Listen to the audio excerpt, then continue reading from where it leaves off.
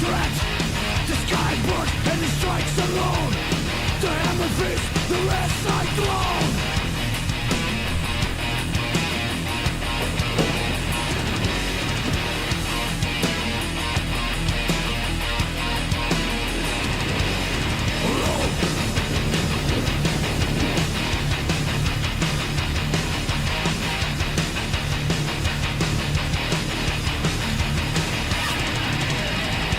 Fire your opponent descend.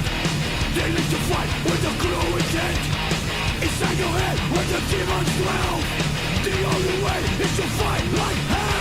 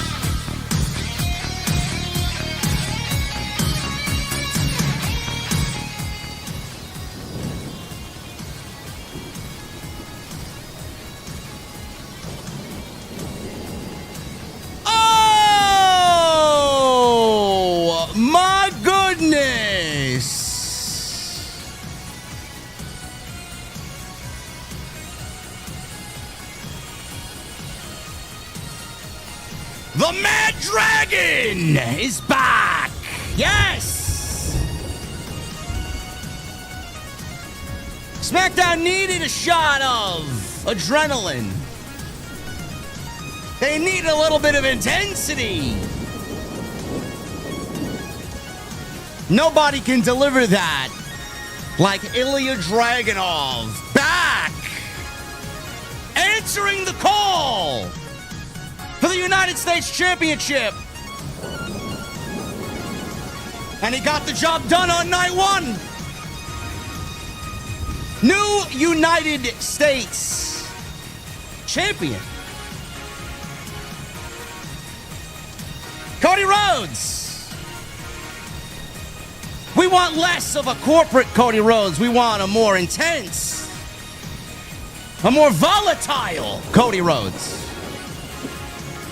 Well, somebody took out Jacob Fatu, but I don't think it was Cody Rhodes or Drew McIntyre, man. Oh, my goodness. That Chat GPT, man, he's coming up with some cliffhangers over there, man. Oh, man.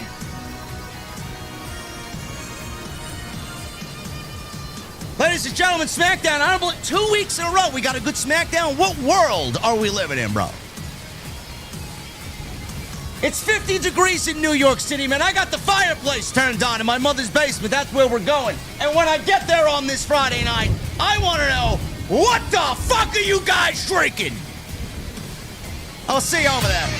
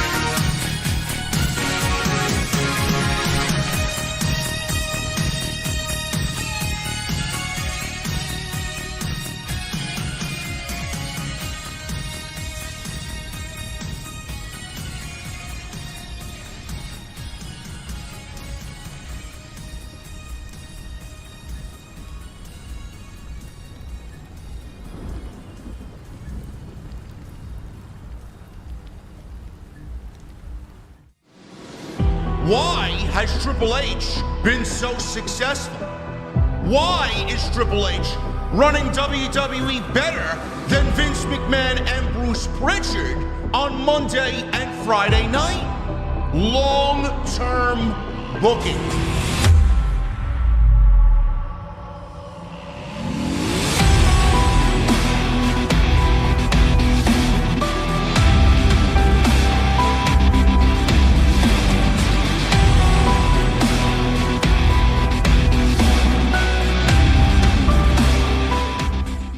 What is going on, guys? Thank you so very much for joining me right here on Off the Script. This is your Friday Night SmackDown Post Show for October 17th, 2025. I'm your host, JD from New York, as always, coming to you live from the OTS venue inside my mother's basement. Thank you guys so very much for joining me on this Friday evening, wherever you may be. I might have to change the intro to long-term AI booking. I don't know, man. The rumor was WWE is going the way of Skynet to write their shows. They're going to be utilizing AI to write their programming and plan out, map out storylines. Now, I don't know if that's the case or not yet. I don't know if Road Dogg is utilizing AI. Road Dogg doesn't look like the type of guy that even knows how to use AI. You know who could use AI, though? I would take Grok over Tony Khan. I think Tony Khan should hire Grok. He comes at no charge. You don't have to pay him. He's free. That's who needs AI. Tony Khan needs AI. we'll get into that. I got a little excerpt from The Observer where they talk about that today. I was actually going to make a video on that this weekend, but someone in the chat said it was already debunked. Was it really a story that was debunked already? I didn't see it get debunked yet. But anyway, welcome. Thank you guys for joining me on this Friday night. Fridays usually are kind of tame compared to the other nights of the week as far as the attendance and audience here. But I tell you what, man. The more I sit here every Friday, the more I tell you that SmackDown was a very good show. Hopefully, Friday starts to turn things around. Last week, SmackDown was a very, very good show. Taped from Australia, or it went live at 8 a.m., taped for us here in the United States. I did not wake up at 8 a.m. to watch it. I waited very much till 8 p.m. to watch Friday Night SmackDown. Taped regardless. I thought it was a very good show last week. They got back to the basics, very straightforward. This week, I thought was a lot better. This week, I thought was better than last week. And WWE is getting back to the basics. Now, outside of the WWE Women's Tag Team Championship match, which, in my honest opinion tonight, though I'm a fan of Zaria and Ruca, let's be honest, that match sucked. That match was a stinker. I don't know what the fuck was going on in that match. It's almost as if Charlotte didn't even want to be there. But we'll get to that in a little bit. That's like on the low list of priorities. SmackDown tonight, back to basics, telling very simple storylines, forwarding storylines, and giving us some excitement in the close for what should be a WWE Championship match at Saturday night's main event. I'm going to start with this, though. We'll get to the Cody and Drew McIntyre stuff in a little bit. Sami Zayn, for all the hate that he gets, I don't know why. For all the hate Sami Zayn gets, is one of the best pro wrestlers in the entire industry. He doesn't look like the guy that's going to run the fucking place. He doesn't look like the guy that's going to be front and center of every program or on every marquee. He isn't the most attractive guy. He's never going to be the guy. He's never going to be a top guy. We all know that. I think it's a little bit too late for that to even be a possibility. No matter what you do with Sami Zayn, you put him in a tag team, you put him in the middle of the pack, you put him in a main event program, Sami Zayn constantly delivers the most consistent professional wrestling in the entire company. I know everybody just moans and groans when they hear open challenge.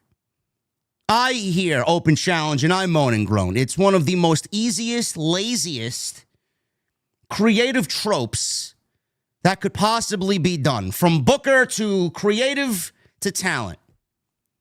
It's an easy way out, and it signals we don't got nothing going on, nothing that's exciting, so we'll just throw an open challenge out there. It gives the audience a little bit of an unpredictability. We'll get an unknown match, a surprise match out of it, and we'll pop the crowd, and they'll go 10, 12 minutes, and that's it. That's it. It's all up to the producers. The creative team doesn't have to worry about doing anything. It's just as simple could be concept. I hate it. I don't like it. Nobody does the open challenge the right way, especially AEW, where it's just, here's another fucking loss for so-and-so against Mercedes, or here's another loss for so-and-so against Kyle Fletcher. Open challenges are boring. Sami Zayn has made the open challenge exciting. Sami Zayn has made the open challenge mean something. Sami Zayn has made the United States Championship mean something. Sami Zayn has wrestled 7 straight weeks for the United States Championship, putting the title on the line against all comers. And he's excelled in almost everything that they had him do on this run as United States Champion. Carmelo Hayes, Shinsuke Nakamura, John Cena.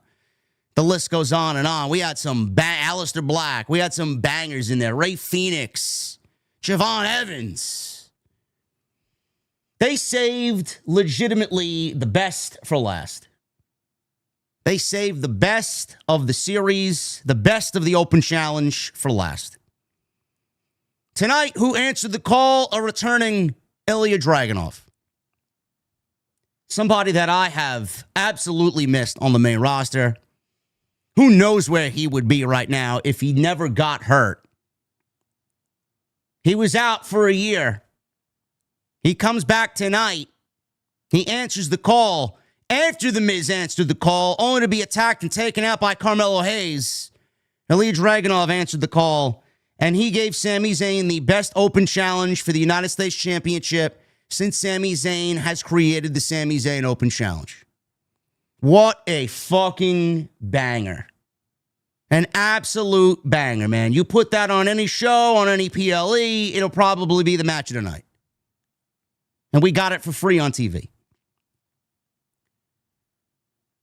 The only thing that I wish WWE did, and Sami Zayn, you know, with the 7 weeks, Corey Graves called it out on commentary saying, well, how much longer can Sami Zayn do this without finally breaking down in a match like this? 7 weeks. He's got to be hurting. I wish WWE told a little bit more of a story going into that final match, which would have inevitably been a loss for Sami. The burden of these open challenge matches every week and the burden of the unpredictability, not knowing who he's going to wrestle every single week, is just tearing him down piece by piece, week by week, until he finally meets that challenge and he cannot fight anymore. That's the only part of this I would have changed. WWE never seemed to tap into that. It's what makes it fun.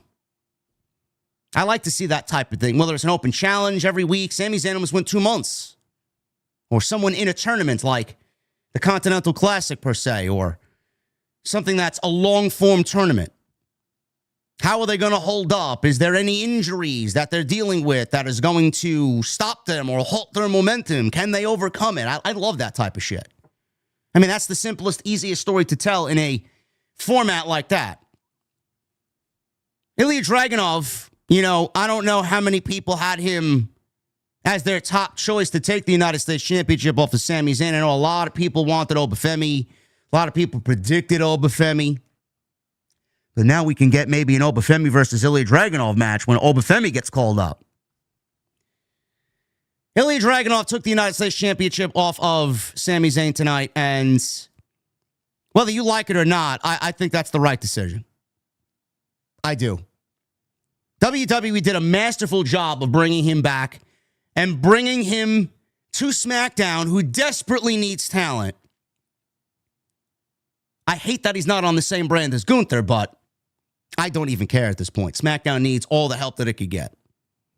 This was the right decision. And WWE did a masterful job of bringing him back, integrating him into the show, giving him 20 minutes against one of the best performers in the entire industry, and he stood out in front of that crowd where everybody was on their feet and gave these guys a standing ovation when the match was over. That is how you put someone in a winning situation. That is how you get somebody who the fans don't really know or connect with.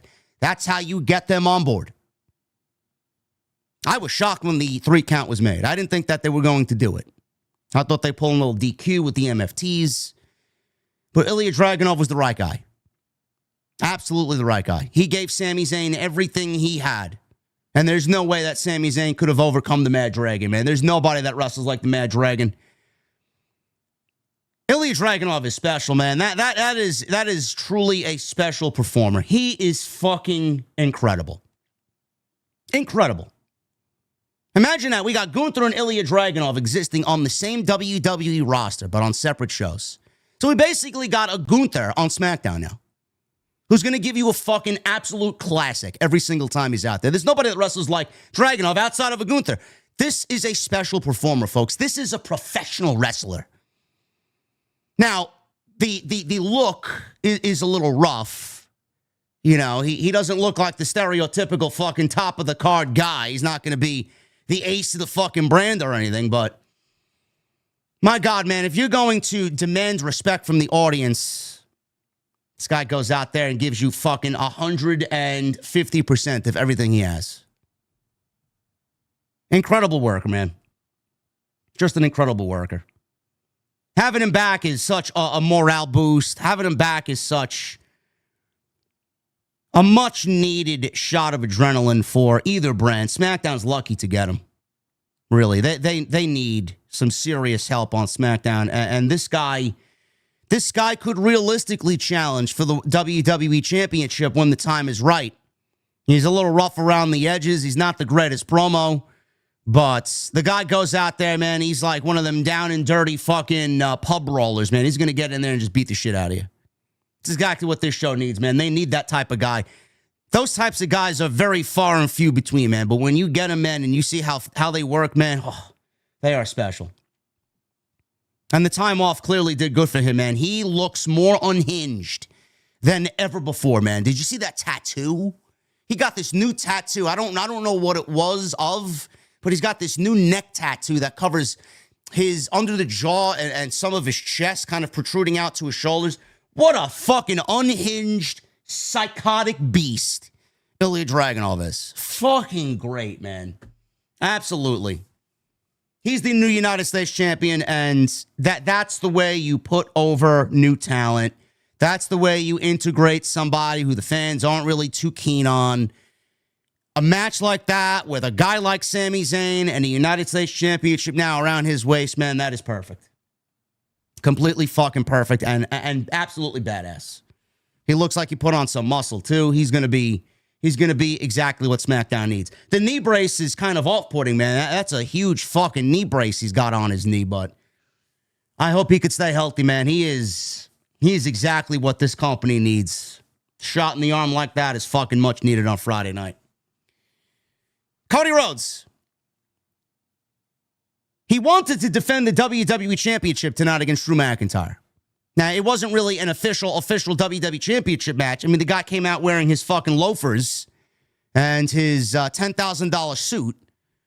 He was wrestling in his suit tonight. I didn't think that they would put the WWE Championship on the line, but given the way SmackDown's been going, I didn't really see it as a problem if they wanted to do a fucking absolutely out of left field championship title change tonight. I thought that they were actually going in that direction. I'm glad that they didn't, because what they left you with is a cliffhanger. Through all the melee of Cody Rhodes and Drew McIntyre, somebody laid out Jacob Fatu, left this guy battered and bloodied in the back, and what looked to be 3 teeth on the ground. This guy was underneath some light rigging.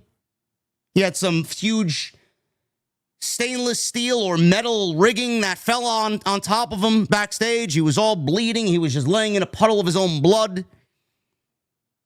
I don't know who had attacked him, but everybody kind of is pointing the finger of blame at Drew McIntyre. I don't think Drew McIntyre attacked Jacob Fatu. I don't.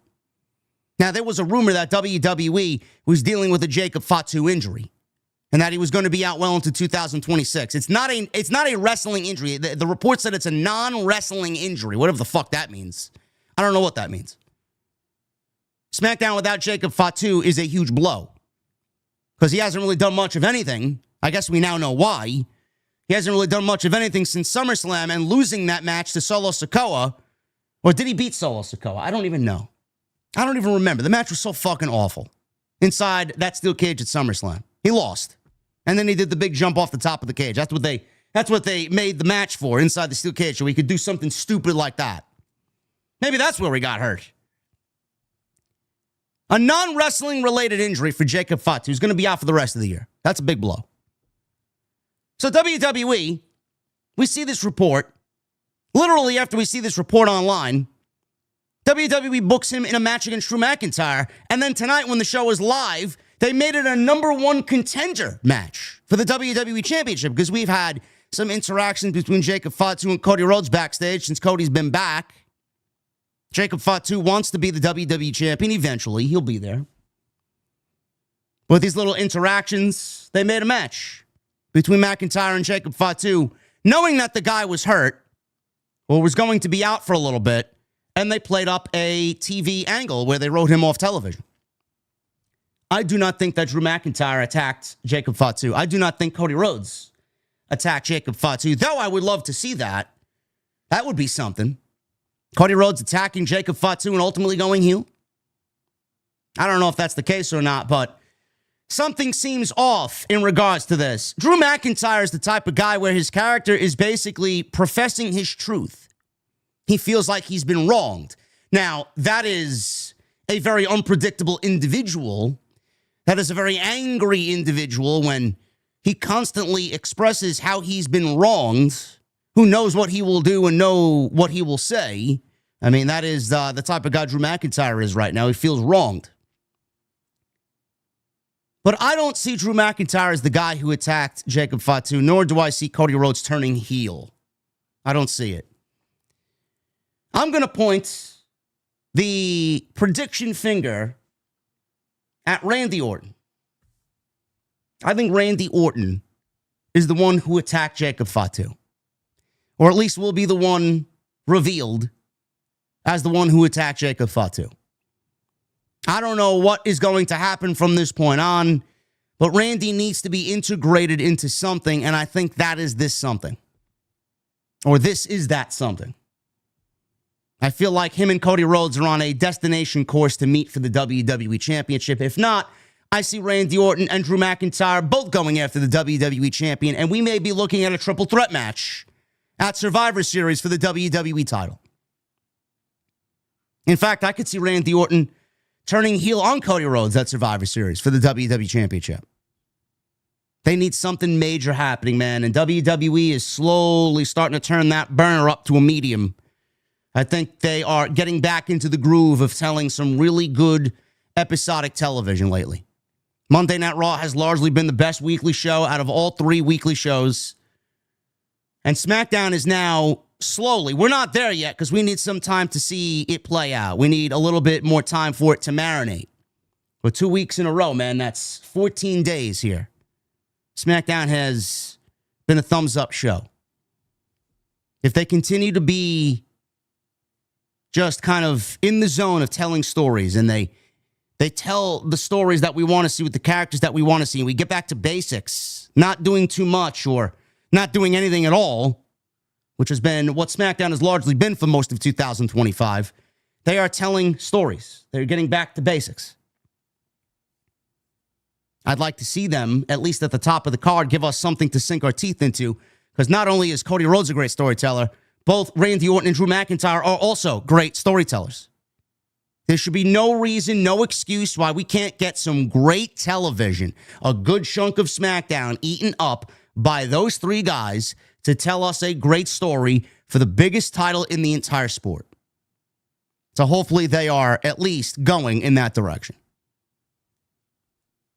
All in all, this was a very good SmackDown, obviously spearheaded by those 2 happenings tonight. We had a tag team championship match with Charlotte Flair and Alexa Bliss versus Ruca and Zaria. And we had a tag team match with the Motor City Machine Guns versus Los Garza. And more tease for the Wyatt Six and the MFTs, where the word war was used to describe what is coming between both teams, which has me concerned that the plan right now is for the Wyatt Six and the MFTs to battle inside War Games. I don't know if that's what people want to see, but I would say let's hold off on that. We don't need that. Nobody asked for that. I don't think anybody wants to see that. I think we should just do a traditional Survivor Series match 4 against 4. SmackDown largely was a very good show. We'll talk about everything that happened tonight right here on Off the Script. I want to thank you guys very much for joining me. We got 2,000 people in here on this Friday night. You guys are great. Follow me on social media at JDfromNY206, Twitter, Instagram, TikTok, and Cameo. Hit that subscribe button down below. Turn on the bell for notification.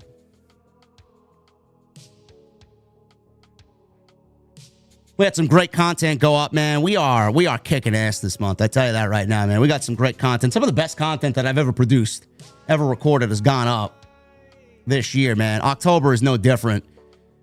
We covered the shit out of that Andrade story, man. Andrade went from 90 days to 1 year non-competes on AEW television to then off WWE television and then still being contractually linked to WWE after signing an AEW contract.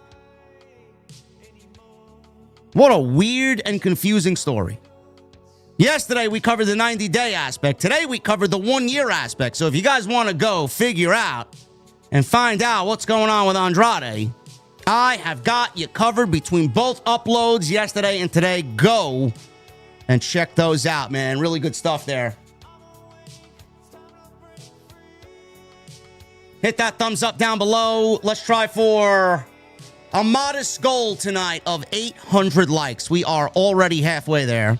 So please go and do that for me. Leave me a comment down below. Let me know what you thought of tonight's SmackDown. You want to chime in on the Andrade stuff? Let me know what you feel about that as well. Speak your mind down in the comment section below. Super chats are open. Get them on. It's the best way to support the show. We got some great support so far tonight. Keep that going. I love that energy, man. Keep it going. And tonight we got a great sponsor on board. Tonight we are sponsored by MyBookie. Oh, yeah. Tonight's stream is sponsored by MyBookie. Bet on college football, NFL, and more all season long. Use code JD at mybookie.ag.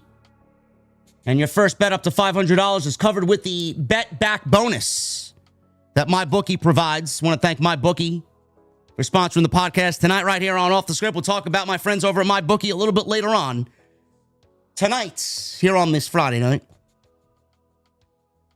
SmackDown. Vic Joseph. Oh! Oh! Vic Joseph. He was covering the show tonight. Corey Graves was back tonight.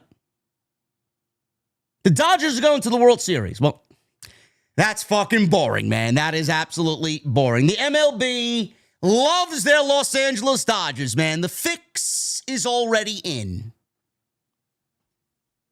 Corey Graves is back on Friday Night SmackDown. Good to hear his voice and see him back. He's the best color man in the business. SmackDown General Manager Nick Aldis was standing in the middle of the ring to open and welcome us to SmackDown.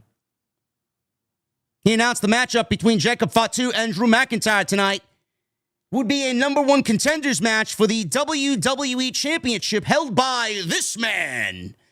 And out came Cody Rhodes. WWE Champion Cody Rhodes. He had these silly little glasses on.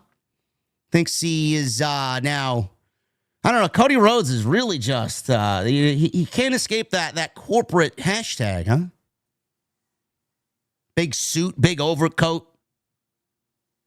Guy at least dresses the part as the WWE champion. So Cody Rhodes soaked in some fan chants. Cody Rhodes! Everywhere they go, they got the European chant going on. He acknowledged... He didn't acknowledge Roman Reigns, but he acknowledged Seth Rollins defeated him for the Crown Jewel Championship. And then he said that they don't need to be in the ring together again. I'm sure they will at some point, but right now we don't. And right now we can't see Cody and Seth in the ring again because Seth is probably going to be out for 6 months. Hopefully he'll be back before WrestleMania. Cody mentioned that Rollins has his own issues to handle with the Vision, while Cody handles SmackDown business, which tonight will include a number one contenders match. Cody then asked if it would be Drew McIntyre winning. Crowd booed. And then Jacob Fatu. Obviously, they cheered Jacob Fatu because he is from San Francisco, I believe. He's from the Bay Area. Cody said that the road to Saturday night's main event in 2 weeks runs through San Jose. So I'm assuming Cody kind of confirmed that the winner of this match would get him at Saturday night's main event, which I think we all kind of predicted would be the case.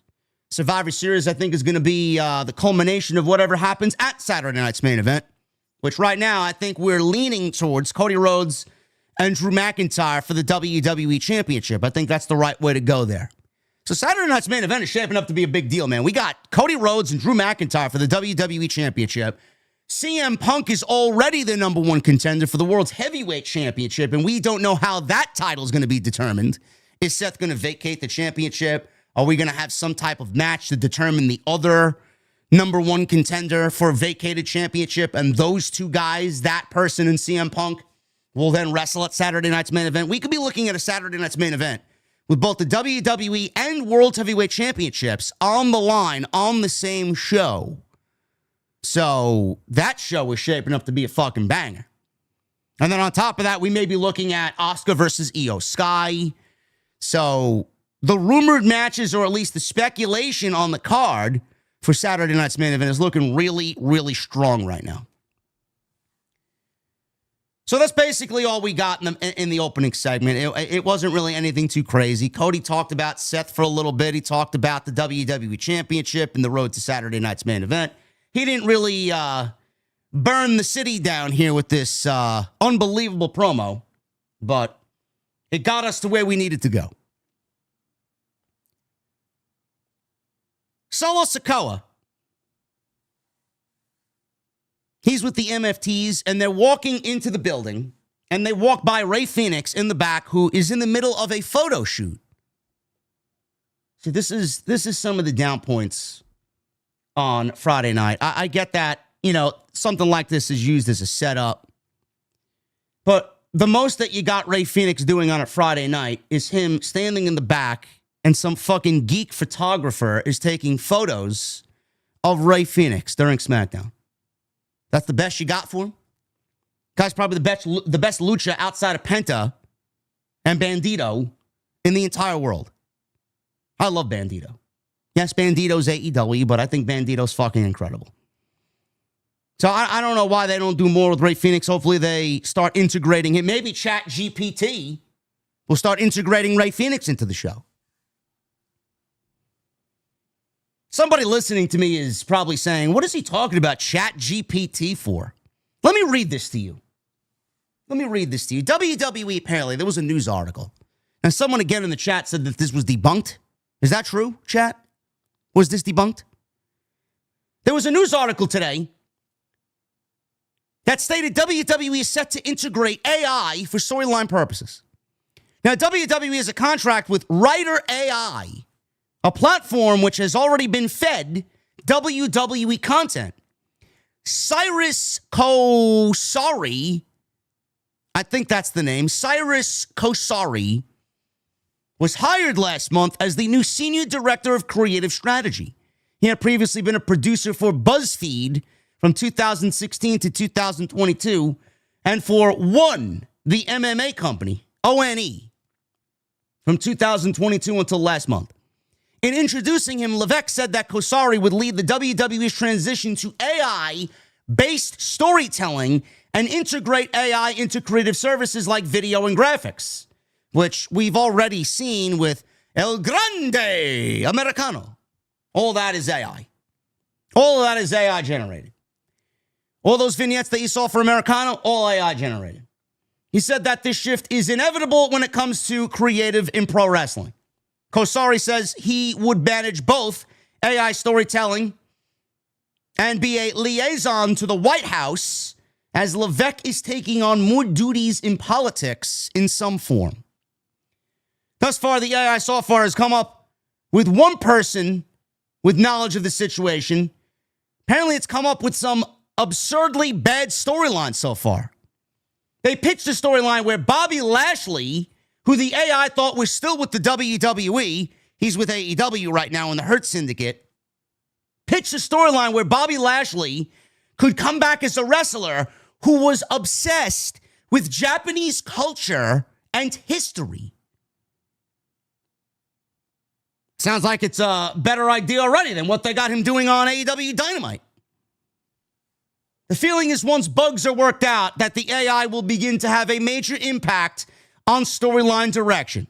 Another promotion previously tested out AI for creative help and suggestions and found it couldn't understand pro wrestling and storylines.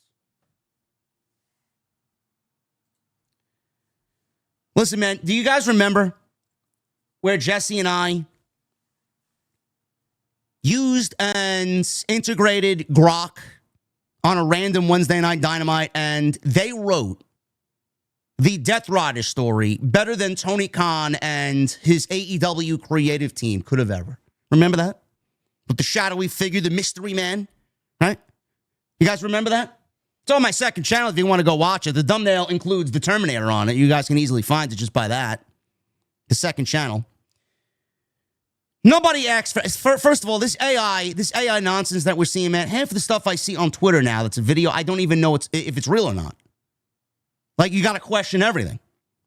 You don't know what's doctored, what's fake, what's AI. You don't know. All I've seen across my fucking feed, you go to the recommended feed, all I see are these Stephen Hawking fucking WWE videos. I see Stephen Hawking fucking skydiving in his wheelchair. I see Stephen Hawking fucking springboarding off of a fucking dive board into a pool. I see Stephen Hawking fucking doing a superplex off the top rope in a WWE AI setting. I see Stephen Hawking doing 90 miles an hour down a fucking highway, getting pulled over for a fucking ticket by a police officer. I don't know what the fuck is going on. What is going on? It's crazy. Yes, there was even an AI Chris Benoit. You don't know anymore. Well, you know that's fake. But some geek is making money off of these short clips and generating millions upon millions upon millions of impressions. At some point, there's going to be a legal fucking problem somewhere from a family member or whatnot. That's ridiculous.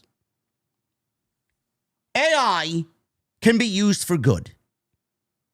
AI is not to be abused. If some pro wrestling promotion wants to utilize AI, you should come up with a story and have the Chat GPT program or Grok or whatever AI program you're using help you guide or help you get to where you need to be. Don't have it fucking do everything for you. Why would you want that? There is nothing better than a human being being creative, coming up with a true, genuine, emotional storyline. You're going to run the risk of everything really feeling unnatural and unorganic, and then you're going to take away fucking human jobs because you're going to rely on the AI, and then you're not going to want to hire any human beings. It's bad enough that we have all this fucking technology and people are losing jobs because they're just not needed anymore because we're going the way of AI. Do you want to eliminate more fucking jobs?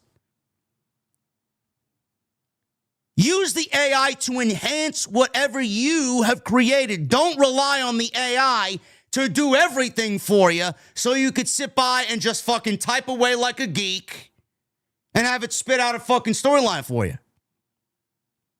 It doesn't know. It takes a long time for a program like that to know. And it's going to take a long time to work the kinks out so you get it to where it needs to be so that it could actually tell the proper storytelling. I don't really understand that. The government is feeding us AI? Yeah. Who asked for this? Everything is AI. Everything is AI. Like, I get AI. There are great cases to use AI. I get it. There are a ton of programs, expensive as they may be. They are very fucking expensive because as a content creator, I have obviously explored all avenues. Something like those short-form AI bots, those sites that cut up the content. Like, I'll upload this. For example, I could upload this stream 2 hours, 2.5 hours, whatever it may be. And it'll take the topics that I want it to give me in short-form content. Now, it does it on its own. I can't really tell the AI program, I want whatever I'm talking about as far as Sami Zayn, cut into content, cut into short-form content. It just spits out a bunch of clips at you. And none of it is ever right. None of it is ever what you want it to be. It's either too short, it's too long, they don't cut the right piece. Some of it gets cut off mid-sentence. And then you pay exorbitant amount of money for these AI programs, and they cut up your long-form content and make it into short-form content. They put emojis in the content, and they give you little subtitles and text on the fucking short-form content. See, that stuff is good. That type of stuff is good because normal man hours, It would take me a good 20 minutes to just do one clip. Normally, you fucking throw something into this machine and it just spits it out in fucking 15 minutes. Over a 2-hour fucking podcast, it'll spit out fucking 30 clips, 40 clips for you. But none of it is ever correct. Out of the 40, you probably get maybe 1 or 2 that are actually spot on. None of it is ever the way that it's supposed to be. I don't do any of that stuff. I've learned my lesson. I've learned a very difficult lesson. I wouldn't pay for those things because I think it's a waste of fucking money. I don't support AI, but not only is it expensive, but it's never right. And I would rather just make it my own and do it myself, no matter how long it takes. So as a content creator, there are ways to make your life easier, but if you rely on something completely, it just takes away all the fun of actually being a content creator. I wish there was a fucking program that I could take this video, this podcast, shoot the fucking video into an AI thing, and it'll spit out the clips that I want. Like, I would love to take the Sami Zayn stuff that I talked about tonight, make it into a fucking short, and throw it on TikTok, or throw it on Instagram, or throw it on YouTube Shorts. I don't. It's too much work. For what? 2,000 views, 3,000 views on what? A fucking YouTube short? I wish there was something that would actually make it easier and give me what I want. I just don't know what that is. See, that type of stuff is good. AEW would absolutely benefit from AI. They would. I don't know why they haven't experimented with AI. What could go wrong? Tony Khan is a fucking absolute mindless drone anyway. I don't know why he doesn't utilize AI. Anything that man spits into AI is probably going to be 1,000 times better than what he's already thinking in his head. That's the type of promotion. That's the type of guy that should be utilizing AI to help him mold storylines. If he's got a thought, throw it into a Grok, throw it into a chat GPT, and have it spit out some ideas for you and use it as a foundation so that you could write storylines. The guy can't come up with anything. What harm would it do if you give it some ideas and it shoots a storyline out at you and you got 3 or 4 weeks of fucking episodic television right there? Then you take it and you make it into your own. They won't do that, though. Tony would get jealous that ChatGPT is better than him at his job. And it's not even a real human. It's not a thing. It's artificial intelligence. So, yes, Rey Fenix. They need to do more with Rey Fenix, man. I feel like he's just kind of on the back burner for now. I don't know what to do with him since Mr. El Idolo wanted to go and get fired. But he's back on SmackDown here, mingling with the MFTs. They attacked him while he was taking pictures and threw him into a crate before officials came to break it up. Sol Ruca and Zaria. They challenged Charlotte Flair and Alexa Bliss for the WWE Women's Tag Team Championships, which these titles are as worthless as the fucking lint in my pocket. I must say, Zaria has an immense presence to her. Her entrance is fucking great. Do you know what ruins Zaria's entrance? When Sol Ruca comes out and we hear that fucking surfer theme. She comes out, she jumps over Zaria, she gives you the little thing, and she's just fucking riding the waves in the aisleway. Like, Zaria's theme music is fucking perfect for her, man. The lightning and the fucking brooding environment and the big red letters that say Zaria and the camera angle looking up at the Titantron, and then she's just standing there like this. She's standing there like a fucking black metal singer on stage performing in fucking Iceland. It's fucking crazy. Then Sol Ruca's theme comes out and everything is ruined. This match was fucking bad. I don't know what happened here. This match, what's the right way for me to put this, chat? This match was not impactful at all, man. I feel like everybody was wrestling like, you might as well have put pillows in their hand and just give them a fucking pillow fight. Everything looked weak. Everything looked not impactful. Like they were floating on clouds and they were just kind of flailing about. I don't know. This did nothing for me. Absolutely nothing for me. Sol Ruca and Zaria got no reaction. Nobody knows who the fuck they are. I don't even know why they're here. Why are they here? Why aren't Charlotte and Alexa going down to NXT to challenge them? That show could use them. Nobody knows them here. You haven't done anything to get the audience to know them here. They're just here. So Sol Ruca is defending her North American Championship at Halloween Havoc. Blake Monroe, the former Mariah May, was in the crowd. Wow, chat. Mariah May on a show for the first time ever that generates over 1 million views, seen by over 1 million people. Unbelievable. Gotta love it, man. It's the first time Mariah May in her pro wrestling career has seen an audience over 1 million. Sol Ruca and Charlotte Flair got things going with a little test of strength in the ring before Flair gets away. Flair answered by flipping over the turnbuckle so she could kick Zaria on the apron. Flair went to work on Sol Ruca. Bliss got a tag. She connected with a Hurricanrana on Sol. Sent her back home into her corner. Zaria came in with a tag. Then we get Zaria and Alexa.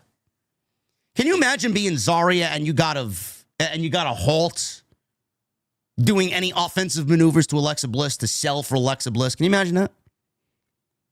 Believable pro wrestling, man. I love it. This is not it.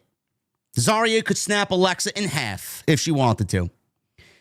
Bliss tried for a charge. She got caught by Zaria, who lifted her. However, Bliss escaped, attempted to assist her Abigail early on. Zaria answered with a huge spine buster, and we go into a commercial break. We come back from the break. Zaria, she has Bliss trapped in the corner with a sleeper hold. She's on the second rope, choking Bliss out with this sleeper hold. Bliss managed to escape, and she tried to reach for a tag to Charlotte Flair. Zaria managed to cut Bliss off. Sol Ruca entered the match and sent Alexa Bliss flying with a tilt-a-whirl down to the ground. Zaria and Sol tried to connect with an assisted diving attack, but Bliss dodged and managed to get to her corner, and Flair got the hot tag. This is when things really got ugly here. Flair blasted both Zaria and Sol Ruca with chops before she connected with her signature somersault clothesline on Sol Ruca, or on Zaria, rather. Flair dropped Zaria with a Northern Light suplex, followed by some taunts over to Sol Ruca in the corner. Shortly after Sol got a tag, she went to work on Charlotte Flair with a German suplex in the corner, attempted then a diving dropkick. Flair intercepted and caught her legs to turn that into a Boston Crab. Flair was in position for the Soul Snatcher by Ruca, which looked good, but the setup was terrible. Now, coming out of the Boston Crab, Sol Ruca pushed Charlotte out of the Boston Crab and into the corner. Sol Ruca did not push Charlotte Flair hard enough into the corner, so Charlotte stopped mid-stride into the corner and then basically threw herself into the top turnbuckle to then smash her head on top of the top turnbuckle so that she could eat the following Soul Snatcher from Sol Ruca, which she almost botched. Charlotte, she almost took it the wrong way. Now, I don't know what the fuck was going on here, but Charlotte basically threw herself into the top turnbuckle to set this up for the Soul Snatcher, and it looked fucking terrible.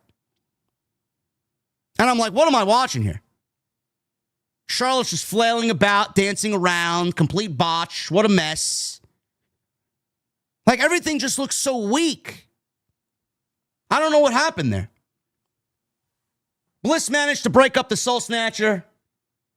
She broke the count up at a 2. Outside the ring, Bliss tried to dive at Zaria, but she got thrown against the barricade. Flair interjected with a boot to the face on Sol Ruca, who leapt from the apron to take down both of the tag team champions, which they then just stood there and waited for her to jump off the top. Ruca then traded some words with Blake Monroe in the front row, which then had her back turned to the champions. Dumb rookie mistake, huh?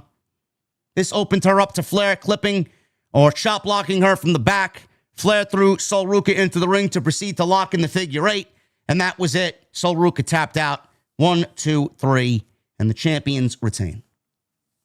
Blake Monroe's involvement here obviously continues the story with Sol Ruca and Blake Monroe going into Halloween Havoc, which I foresee Blake Monroe winning championship gold for the first time in NXT. But this was ugly, man. This was an ugly match. I don't know how you guys felt about it, but tag team division in WWE is absolutely... First of all, there's not even a fucking division. It's fucking criminal to even say it's a division. It's fucking garbage. Whatever it is. Tag team division is absolutely non-existent.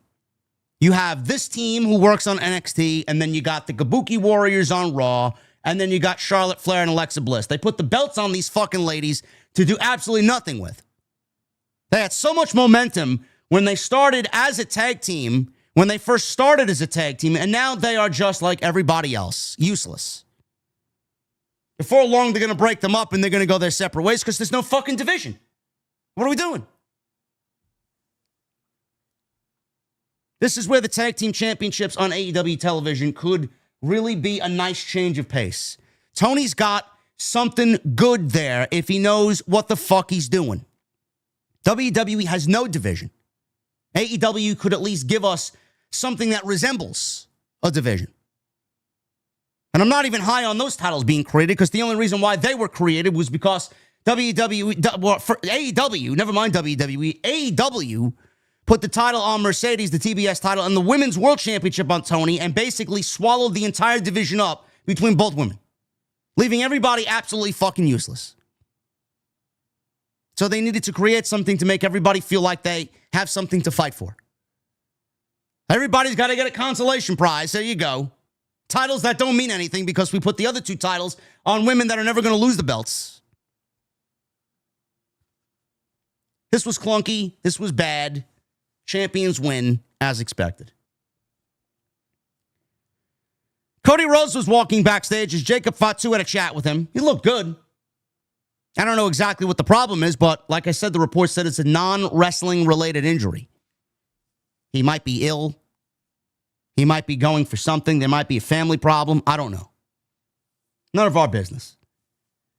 Fatu said that once he was finished dog walking Drew McIntyre from San Jose to San Francisco, Rhodes would find out that Jacob Fatu is all gas and no brakes. You know what I mean? This guy's nothing but a fucking catchphrase merchant, man. We got to get this guy to speak words instead of fucking one-line catchphrases that easily go on a t-shirt. Step with it. There was a vignette with Aleister Black. They went over what happened last week with Zelina Vega coming to Aleister Black's aid before he threw a fireball in Damian Priest's face. They finally mentioned here, which I don't know why they wouldn't, that Aleister Black has aligned with his wife, Zelina Vega. They have now put it out there in the open that Black is now paired up with his real-life wife, Zelina Vega. It's exactly what needed to be done. Black said that he had been setting this in motion for months now, and that Vega's assistance was a part of the plan all along. We are not the infection, just the mirror that shows it, said Vega of her alliance with Black. They said that the venom wasn't poison, it was salvation. Is Aleister Black going to start a new House of Black in WWE with the first member being Zelina Vega? I don't know. I quite like them just together by themselves. They don't really need anybody else. I think Vega's going to do for Black like she did for Andrade, and I think it's going to completely enhance his character. That's what I at least hope. This is a great role for her. I've been very hard on her character work and the way WWE has absolutely just buried her creatively. This is a great look for her and a great spot for her, as is the spot that Aleister Black is in working alongside his wife. This is going to be good.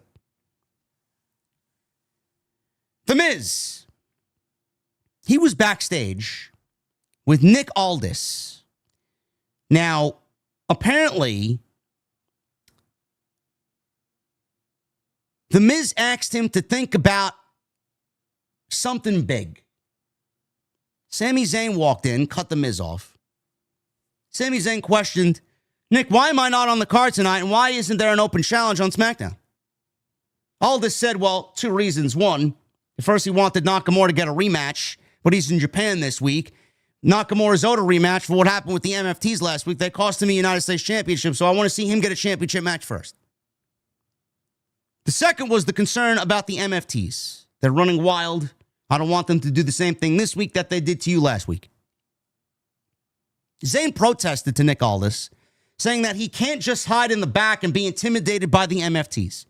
Zayn said the United States Championship means something to him. It means something to the other wrestlers looking to get an opportunity, and it means something to the fans who came here tonight to see them. Zayn says he was going to the ring now, and he was going to defend the United States Championship in an open challenge. Whatever The Miz wanted to talk about with Nick Aldis, this big thing, think big. Miz heard everything he needed to hear. Nick Aldis asked him, do you need anything else? And Miz said, no, I think I'm all set. So he wanted to answer the open challenge. That's what that meant. So Sami Zayn comes out for his United States Open Challenge. The Miz, which was made evident by this previous vignette backstage, this promo backstage from Sami Zayn, The Miz came out to be the challenger. Carmelo Hayes comes out and attacks The Miz from behind, just like The Miz did to him. Simple storytelling. Tit for tat. You did it to me, I'm going to do it to you. So The Miz is gone, and then we hear Ilya Dragunov. He comes out. He makes his surprise return as the actual challenger for the United States Championship here on SmackDown. The Open Challenge will continue with Ilya Dragunov as the man. This was absolutely not even close. Anything on this show didn't even fucking come close to this. This was easily the best match of the entire night and easily the best match of the entire Sami Zayn Open Challenge. Fantastic stuff. Dragunov and Zayn, they shared a handshake as the bell rang, and then they started slugging it out one after another. Zayn recovered and lit Dragunov up with some chops. He went for a suplex. Dragunov countered out of the Sami Zayn attempted suplex. Zayn fought out, fights backwards here. Dragunov left Zayn stunned with an enziguri. And then he throws Sami Zayn into the corner and absolutely took him out with a boot to the face. We go right into a commercial break because we can't do anything on this show without a fucking commercial break. We come back from the break. Zayn dropped Dragunov with a clothesline. Both men back up. Zayn and Dragunov get into another exchange of strikes. Neither guy got the upper hand. A stalemate here. Zayn recovered and delivered a tornado DDT in the corner. Dragunov seemed to be stunned off the DDT. Zayn ran at him, ended up eating a jumping kick to the face instead. So Dragunov goes for a quick cover. He got a near fall. 2 count. Zayn tries fighting back. Dragunov's got him gripped, but dropped with a German suplex. Zayn eventually escapes Dragunov and nearly got the win on a roll-up, and then he came back with some German suplexes of his own on Dragunov. Dragunov then lifted Zayn up and dropped him with a standing Uranage. Once again, he goes for recovery, gets a 2 count. Dragunov tried to go to the top. Zayn avoided it and connected with a beautiful Michinoku driver for a 2 count. So they are again throwing bombs at each other. They're on the apron now. Dragunov tried to get Zayn up on his shoulders. Zayn countered, and instead Dragunov did Zayn with a DDT on the apron, and we go into another commercial break. So this is now the second commercial break in this United States Championship match. We come back from the break. Zayn and Dragunov are punching each other. They're on the top rope. And Sami Zayn, he found himself in a vertical suplex here from Dragunov. And then Dragunov goes up top. Senton, and I mean a fucking beautiful senton off the top rope on Sami Zayn. Only gets a 2 count. Zayn once again goes back up to the top rope. Dragunov again tried to go after him. Zayn took Dragunov down. Dragunov then had Zayn dead to rights here for the H-bomb. Zayn got a boot up to stop it. Zayn's Helluva kick attempt was avoided by Dragunov, who then connected with a standing back suplex for a near fall. Dragunov hits the Constantine special. which is basically he kind of 619s himself through the ropes and delivers a clothesline, bounce back clothesline. He then hits Torpedo Moscow, which is basically a flying headbutt. He goes for cover. He gets a 2 count. Zayn, Haluva kick, Blue Thunder Bomb, 1, 2, and Dragunov barely kicks out of Sami Zayn's big 2 moves. Zayn and Dragunov now. Zayn has Dragunov targeted for a Haluva kick. Solo Sikoa comes out. He does not get to ringside, but he walks out, stands on the top of the stage, and does one of these numbers. He's like, all right, Sammy, I'll see you. I'll see you when I see you, Sammy. But Sammy was distracted by Solo Sikoa.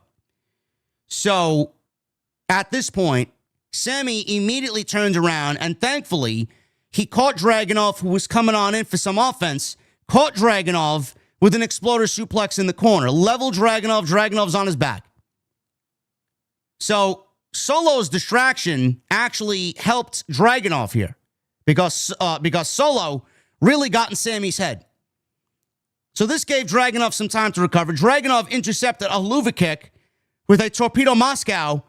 He then finished Sami Zayn off with what he calls the H-bomb. It's just a fucking huge, stalling, flying elbow down to the face, which knocks Sami Zayn out. And I said, they're not going to do it, are they? He covers Sami Zayn. Sami Zayn's knocked out. 1, 2, 3. Ilya Dragunov wins the United States Championship with Torpedo Moscow and then a flying H-bomb. And he beats Sami Zayn to become the new United States Champion. This was incredible. Absolutely fantastic match. Best match in the entire series. And honestly, I think it's the right move. I think it's the right move. Zayn and Dragunov targeted for that Haluva kick with Solo, man. You know, I thought that they would have maybe gave Sami Zayn another distraction win here, or the MFTs would have come out and caused a DQ or something like that. No, they went right for the United States Championship. Ilya Dragunov, night 1, crown him as the champion. After the match, the MFTs did come out. They unleashed some assault on Zayn and Dragunov while Solo Sikoa watched on.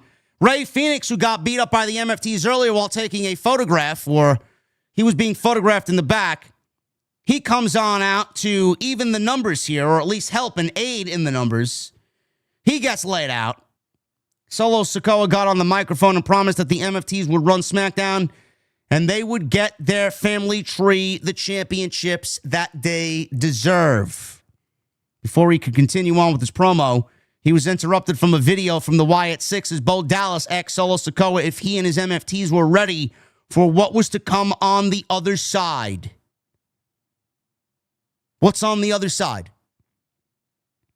I envision a cage. One team in the cage and another team on the outside of the cage. What's on the other side? As the video ended, the members of the Wyatt Six appeared in the darkness, jumping on the apron and staring down the group. The word war was used by commentary not once, but several times tonight. We may be looking at this year's War Games, 4-on-4, with the Wyatt Six and the MFTs. I am not interested in seeing a War Games with the MFTs and the Wyatt Six. I'm not.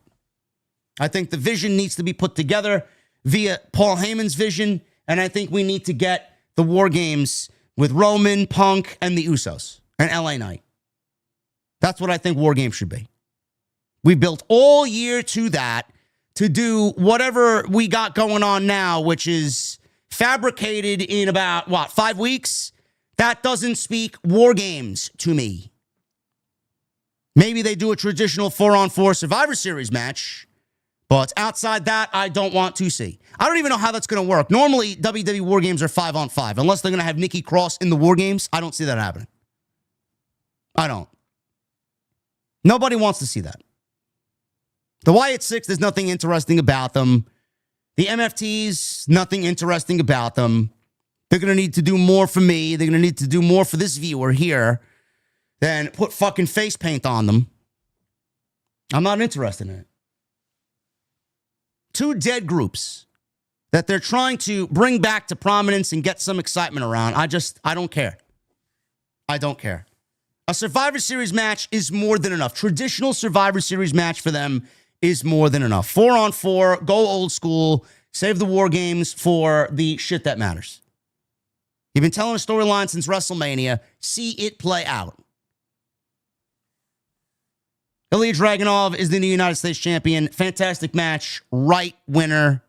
Right outcome.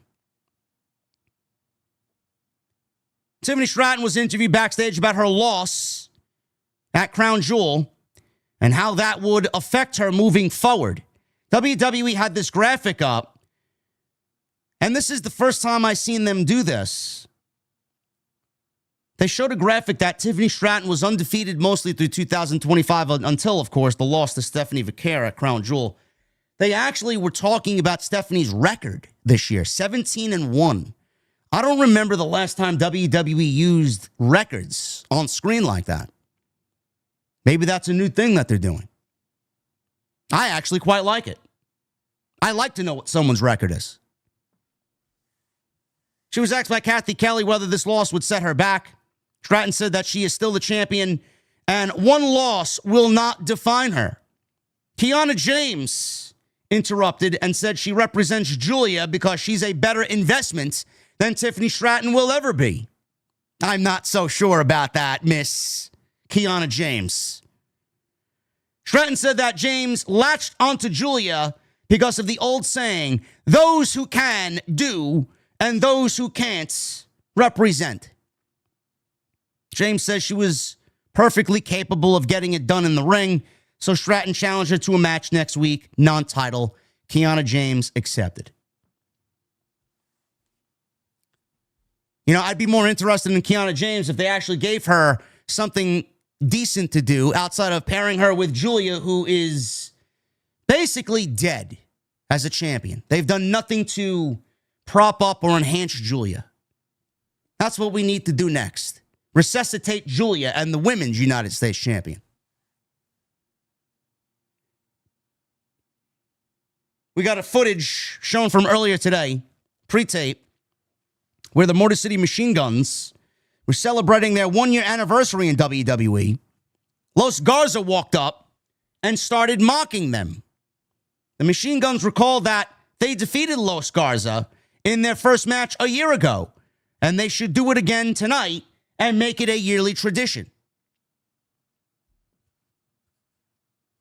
I like that WWE is also getting back to highlighting some of their tag teams. We had the Motor City Machine Guns on the show tonight. We had DIY on the show tonight. We had Fraxium on the show tonight. DIY and Fraxium were in a backstage segment. Los Garza was on the show tonight. The Wyatts, the MFTs. WWE did a very good job of featuring all of their prominent tag teams on Friday night. And that's something that's been carrying the brand for most of the summer. Most of the summer with those tag teams, that was some of the best stuff that SmackDown was producing on Friday night. Really, the only stuff that was worth watching was coming out of the tag team division, leading into SummerSlam. They seemingly gone away from that coming out of SummerSlam. We didn't see none of these teams, really. So it's nice that they're actually going back to them. Motor City Machine Guns, they beat Los Garza in about 10 minutes. Nothing really too crazy here. Nice to see the Machine Guns get a win. They have largely been underwhelming. A lot of creative is to blame for that. But they've been largely underwhelming since joining the WWE a year ago. We'll pick it up after the commercial break here. Shelley managed to hit a desperation neckbreaker, tagged in Chris Sabin. Sabin hits a crossbody off the top on both Humberto and Angel Garza. Sabin earned a near fall with a crucifix on Berto. Machine Guns hit a double hip toss on Berto, followed by dueling spin kicks. Berto took advantage of Angel's help here and leveled Sabin with a sit-out powerbomb and a cover for a near fall. Angel tagged in. He went for a modified gory special. Berto tagged in, flipped over the top rope with a double team move and a cover for a 2 count. Berto then leapt over the top rope and took both guns out on the outside. Berto rolled Sabin back in, and Los Garza went for a double press slam, which is their finish, but Shelley pulled Sabin down. The guns connected on their finish called Skull and Bones. Shelley covered Angel for the 1, 2, 3. There you go. basically it. Nice to see the Machine Guns get a victory here over Los Garza. Los Garza is a really good tag team, man. They got to give them some in-ring time on the microphone, really flesh out their characters. WWE really needs to do a better job of fleshing out these characters that we haven't really seen connect with the audience. Los Garza is certainly a team. The Machine Guns are certainly a team. Fraxium needs to do that too. We need to see that with the MFTs. Who are they? Who's JC Jeff Cobb Mateo? Who's Tola Tonga? We've been mentioning this now for several weeks. Who are they? Why do I care about these guys? Why do I care about fucking Tamatonga or Tangaloa? Give me a reason to care. Like I said, Fraxium was backstage. They were shown in the locker room having watched this tag team match with the Machine Guns and Los Garza. Nathan Frazier said they need to do something to make an impact. Yes, they do. They are probably the best tag team in WWE. Axiom says they should be patient. DIY and Candice LeRae walked in, made fun of both Nathan Frazier and Axiom. Tommaso Ciampa, whose beard is not at 100%, said that they've been away for many weeks so that the Street Profits couldn't blame them when they lost. So they went into talking about what they were going to wear for Halloween. Johnny Gargano says, I need a mask. Candice LeRae says, as she points over to Axiom, well, he's wearing a mask. Johnny Gargano tried to grab Axiom's mask. Axiom stopped him and says, they could meet in the ring anytime, and I'll show you who's underneath this mask. Are we getting an Axiom versus Johnny Gargano match next week? Sign me up, bro. Jacob Fatu. Main event against Drew McIntyre here. Jacob Fatu's music first played. And when Jacob Fatu didn't emerge from the entranceway, I knew something was going down. And that's exactly what happened. Jacob Fatu's music played for several seconds. We go to the back and a cameraman rushing over to the scene with Nick Aldis and referees and officials rushing over to the scene. Jacob Fatu is laid out underneath this steel structure backstage, this lighting rig backstage, or this shelving, whatever it was. He's underneath it. They pull it off of him. There's a puddle of blood coming from his mouth. He's laying in his own puddle of blood. What looked to be teeth laying at the scene. Somebody knocked this guy the fuck out. Who knocked him out? Nobody knows. Jacob Fatu eventually sits up. I thought he was actually going to go out there and wrestle Drew McIntyre in his condition. But that did not happen. That did not happen. So while this is going on, McIntyre's music plays. He walks out to the ring. And he comes out. And he grabbed the microphone and said, San Jose, it appears your boy Fatu is all gas and no brakes. He told the referee to raise his hand and crown him the new #1 contender for the WWE Championship. Referee said, no, I got to wait for Nick Aldis or somebody to give me the official word. No. Nick Aldis came out and he told McIntyre to not say another word. Aldis said that if he finds out that McIntyre had anything to do with Jacob Fatu in the condition that he's in, McIntyre then quickly cut him off and said he had nothing to do with Jacob Fatu being attacked, and you better make me the #1 contender. Stop working for corporate Cody, he said. Cody Rhodes came out yelling, enough, enough. Cody says that they needed to give the fans something right now. You want to ruin the main event? You want to leave Jacob Fatu in the back the way he is? You caused this. It's blaming Drew McIntyre. We don't even know what happened. Cody says that they should have a championship match right now. He's not even dressed to wrestle. He's in his fucking suit. Cody and McIntyre start brawling at ringside. Cody's still wearing his fucking suit. They go right into a commercial break as they start brawling. We get back from the split screen. They were brawling as the announcer said they had no idea what was happening. Both men got in the ring. Cody called for the bell to ring. The bell rings. We have about 7 minutes before the show ends. Nobody knows if this is a WWE Championship match or not because Cody Rhodes says he wanted the title to be on the line, and we don't know if it's official or not. So it got me thinking, are they going to do a title change here? That would be stupid. But, man, you want to really throw a wrench into the fucking unpredictability, huh? So this match took place. Whether it was for the title or not, I don't know. It was never confirmed. This was more of a setup. This was less of a match and more of a setup for what's to come at Saturday night's main event. Cody in his suit missed a corner splash. McIntyre tossed him with a belly-to-back suplex completely across the ring. McIntyre is beating the shit out of the WWE champion in his fancy suit. Cody gets back to his feet. He tackled McIntyre, but was quickly overpowered once again by Drew McIntyre. McIntyre then suplexed Cody. He took too long to follow up, though. He gave Cody a little bit of time to recover, and Cody sent McIntyre into the corner and starts hitting him with the 10 corner punches. Commentary wondered at this point if the title was on the line or not. Nobody knew. Cody mentioned it, but nobody knew. McIntyre eventually dropped Cody with a future shock DDT. He goes for recovery, gets a 2 count. Graves pointed out that McIntyre is really enraged. He's smelling the blood. He sees a weakened Cody. Cody is angry already that he lost to Seth Rollins, and he wants to make things right.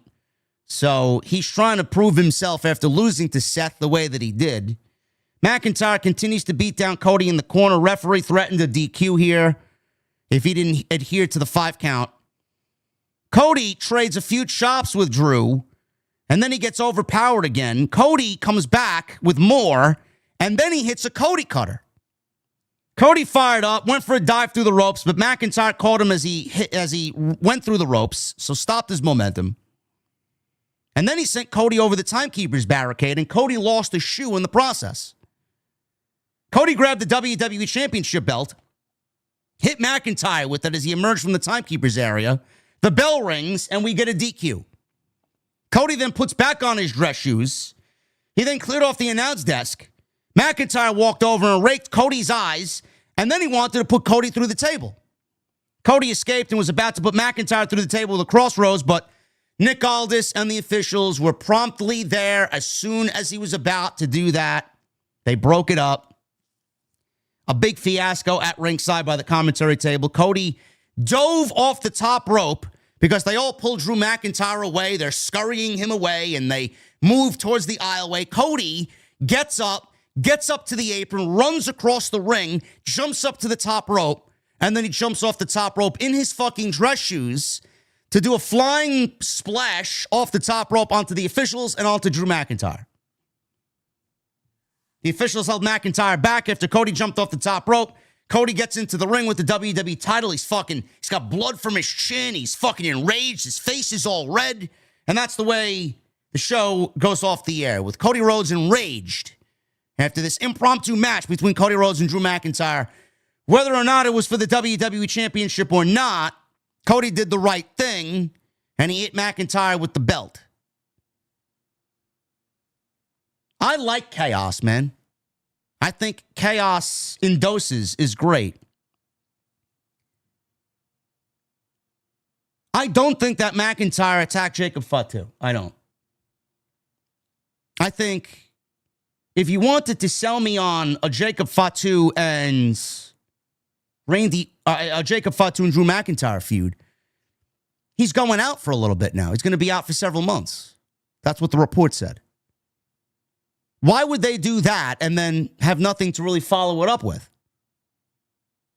Like, it should really play into something else. Having McIntyre be the one to attack Jacob Fatu with really nowhere to go, like, what point does that do? Well, what does that mean? That means nothing. You can't follow that up. Now, if Randy Orton was the one to attack Jacob Fatu out of nowhere, which I could see a little bit more likely being the case, you could definitely play into that because you can lean into Randy looking at the situation, saying enough is enough. I want the WWE Championship. I want Cody Rhodes. Enough of this shit. So I could see that being the case. I hope WWE has fun with this. I know it's a very, very, very long shot that Cody was the one to attack Drew McIntyre or Jacob Fatu before he went out there to address Drew McIntyre. It's not going to be the one. It's not going to be Cody as the one attacking Jacob Fatu. That's ridiculous. Though I would love a Cody Rhodes heel turn. I don't think they're ready to do that. I'm leaning towards Randy Orton here.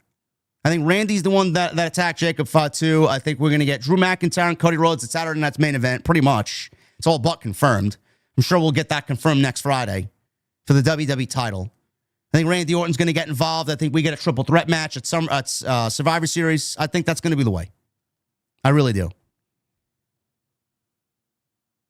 I thought the show was very good.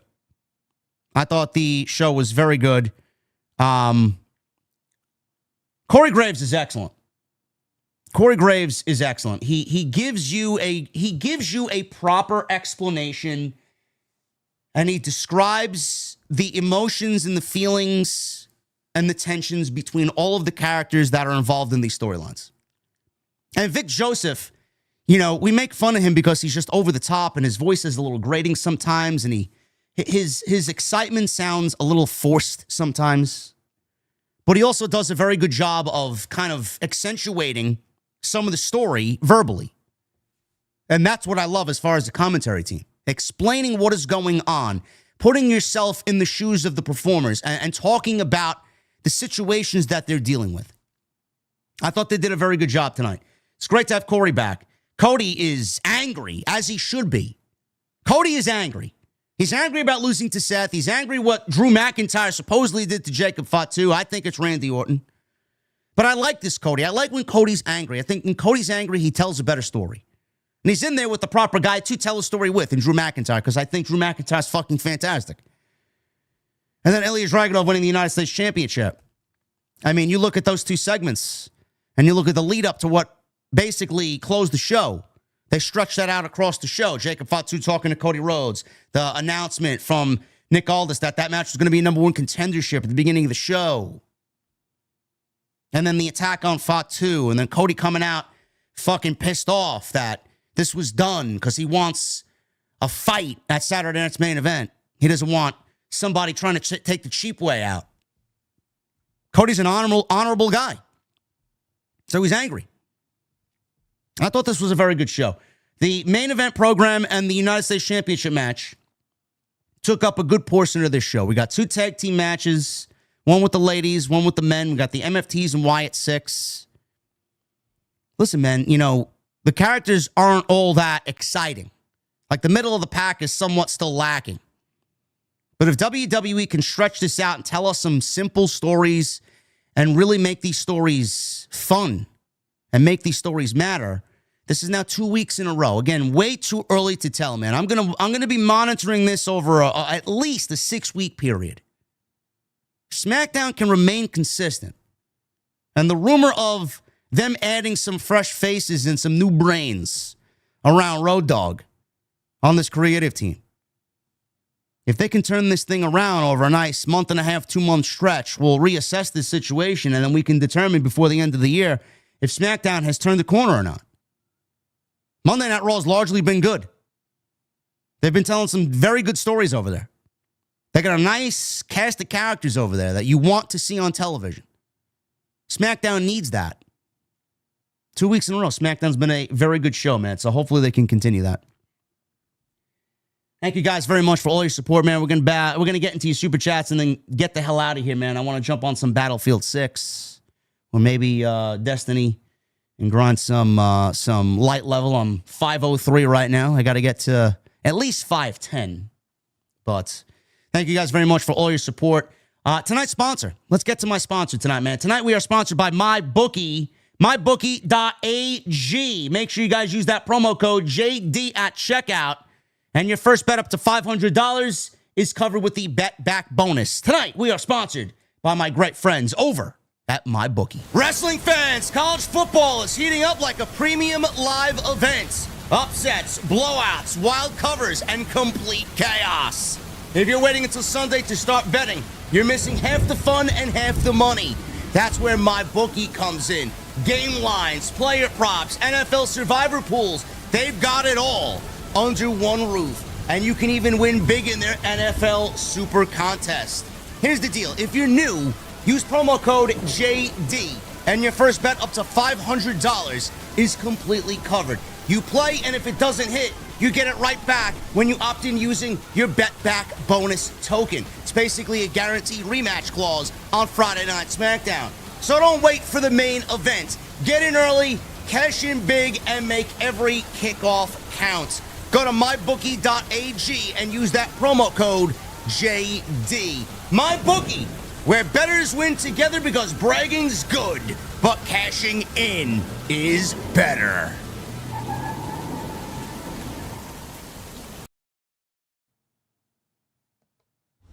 Thank you to my friends over at MyBookie for sponsoring the show tonight right here on Off the Script. Follow me on social media at JDfromNY206, Twitter, Instagram, TikTok, and Cameo. Hit that subscribe button down below. Turn on the bell for all notifications. Make sure you guys go and check out all the great content on the channel. There is plenty of it. And leave me a comment down below. Let me know what you thought of tonight's SmackDown. And please leave a thumbs up. Another 95 likes, and we hit the goal of 800.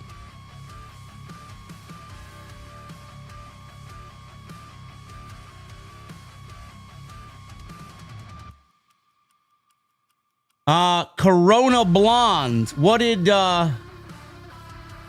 Sleazy Blonde say about me on her live stream?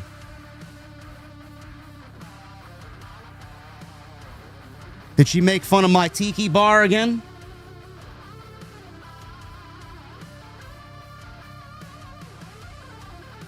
Seems like I ruffled some feathers by calling them fake reactors, man. I didn't really say anything else about them, but they're fake reactors.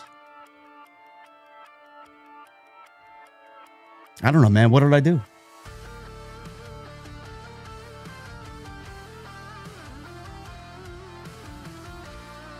Yes, baseball is rigged. When you guys understand that the World Series is rigged to have the Dodgers in it, it's a lot easier to digest.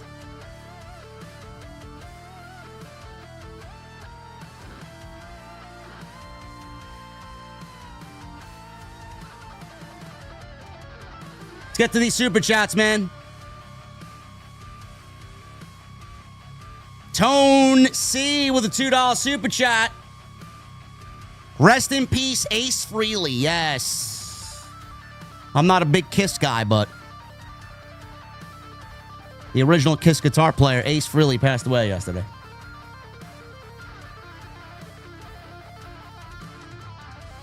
Michael Krause with a $2 super chat. JD OTS, it's Friday. Let's go. Yeah.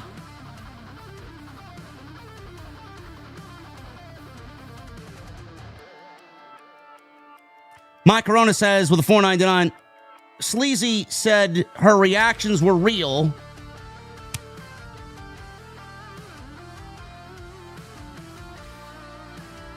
And she tried to imitate your voice, mocking her. Oh. Okay. Maybe she should imitate having a real audience like we do every week.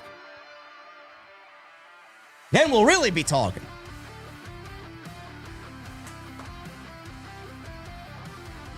Yeah, it says something when Jesse, who has 10,000 subs, draws more of an audience than her.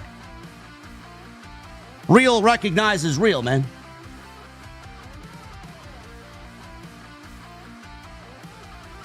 You know, Jesse does the reacting too. He doesn't get offended, right? He doesn't get offended. He reacts. He knows what type of business he's in. It's not a long-term thing on YouTube, man. You're eventually going to have to talk pro wrestling. You're eventually going to have to dissect pro wrestling, man. Nobody wants to watch somebody reacting to pro wrestling, man. As soon as that content goes up, it's dead the second it's over.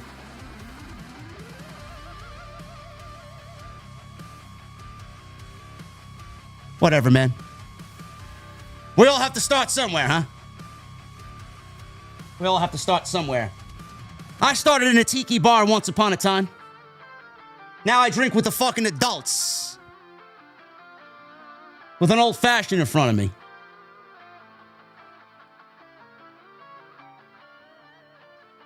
Caden with the $1.99. We need Bianca back, please. Eventually. Eventually. Johnny Boy Vaccaro with a $20 super chat. WWE confirmed another married couple, Black and Zelina, replaces Cross and Scarlett. WWE upgraded in ring with Black over Cross and upgrade promo Zelina over Smoking Hot Scarlett. SmackDown's writing team better cook with these two.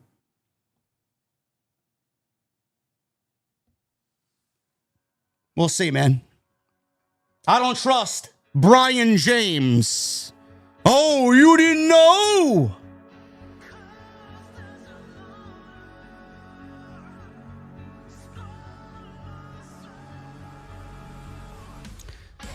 Thank you, Johnny Boy. Yeah, I could see them being the new Black or the new Scarlett and Cross for sure.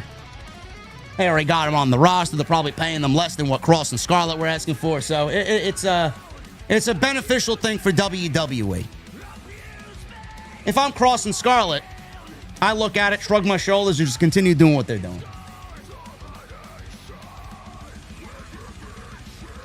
Twister with a $4.99. I'm going to be real. SmackDown lately hasn't been all that bad. Still room for improvement, but it's becoming more watchable. It is.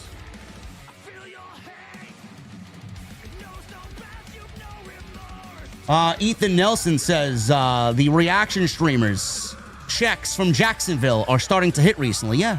And they could give me all the bullshit fucking excuses that they want. Oh, I stopped watching AEW, but now I'm back into it because everybody says it's good and I should get back into it. I always like AEW. I think it's a great. I think it's a great show. Sure, you think it's a great show. The show is fucking miserable. It is fucking awful. Whoever genuinely enjoys Dynamite, man, you got some serious issues. It is a fucking dead show. If you like Dynamite, you are being completely dishonest with yourself. At some point, the people watching the show as genuine fans have to own up to the fact that their show is a fucking failure. How do you go from not watching Dynamite to only doing WWE, now back to Dynamite again? I was under the impression that WWE only wanted you to do WWE stuff. Now AEW's getting in bed with everybody, and now WWE and AEW want all the attention from the reaction streamers. As if that's the way to grow their fucking audience. AEW doesn't know what to do with the interactions. They don't know what to do with the engagement, man. The company's run by a fucking absolute mental nutcase. He doesn't know what the fuck he's doing. I don't think he can barely get out of bed and fucking change his underwear in the morning, let alone book a storyline.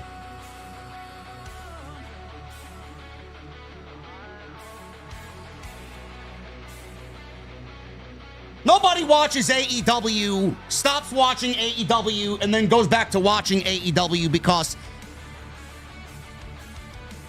I heard it's so great. I always loved it. Sure, you always loved it. You went back to watching it in its worst period ever. If you didn't watch it when Punk was there, come on, man. You didn't watch it when it was actually good. Now you're watching it? Now you're watching it when it's the worst ever.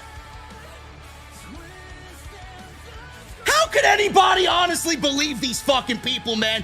They watched it, then they stopped watching it when it was actually the fucking best show on television, and now you're watching it when it's the worst show on television. Are you fucking kidding me? Come on, man. I smell bullshit somewhere over there, bro. I really do.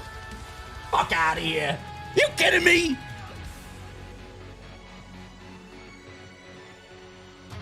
Like somebody telling me, yeah, I didn't watch The Walking Dead season 1 through season 7. I just actually watched it during season 8 when it was the worst ever. What? Yeah, I picked up playing Call of Duty during Modern Warfare 2019. It's fucking worst game ever. Yeah, I just got into Call of Duty the last 4 years. You got into the series when it was the worst fucking first-person shooter in the history of mankind. Where were you during Black Ops 2, Black Ops 1, Black Ops 3, Modern Warfare 3, the original? Where were you then? You don't know about those games, though. But now you want to pick up Call of Duty. Fuck out of here, man. You believe these fucking people?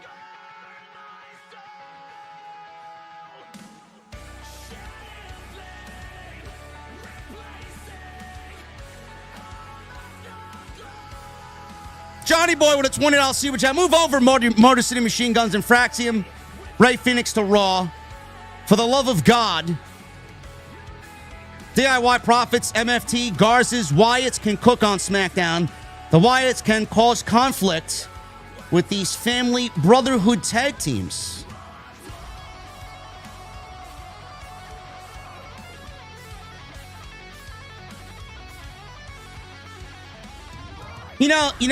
We've been relatively good the last couple of weeks. We haven't mentioned anybody, man. People want to mention me. I'm going to mention them right back. Going to mention them right back, man. All fair game.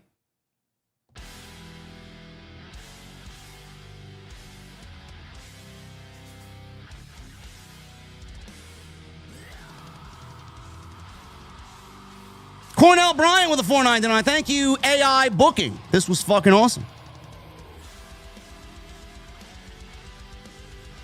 Michelle Moran with a $2 super chat. Not a bad SmackDown. Cody Drew at Saturday night's main event should be good. Yeah. Hopefully there's very limited commercials.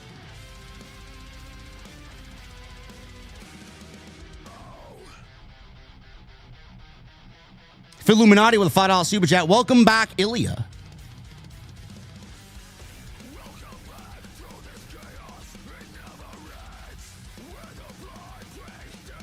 Shanamtra. Man, SmackDown was a good show tonight. Ilya freaking Dragunov is the new United States champion. Cody and Drew continue their feud heading into Saturday night's main event. Just incredible. OTS for life. Thank you, brother. Thank you.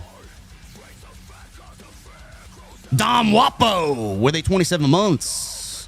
The Mad Dragon is back, baby. LFG is going to be a star on SmackDown. Yes, he is. JD, are you going to Fanatics Fest next year? Maybe. I actually said it this summer. I'm like, maybe I should go to Fanatics Fest. There will be a couple of SmackDowns coming up where I'm not going to be doing it on Friday. One of them I'll be doing on a Saturday, the next day. I think November 14th coming up. I am going to see Miles Kennedy and Wolfgang Van Halen and his band Mammoth in New Jersey. So I will be gladly missing SmackDown for a night to go watch the greatest rock vocalist of our generation, Miles Kennedy.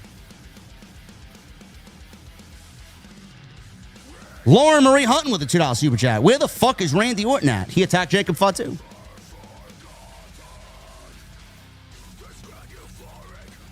Lisa with a $5 super chat. We'll miss Sami Zayn's open challenge, but he can hold his head up high. That was a hell of a title reign. Good for him.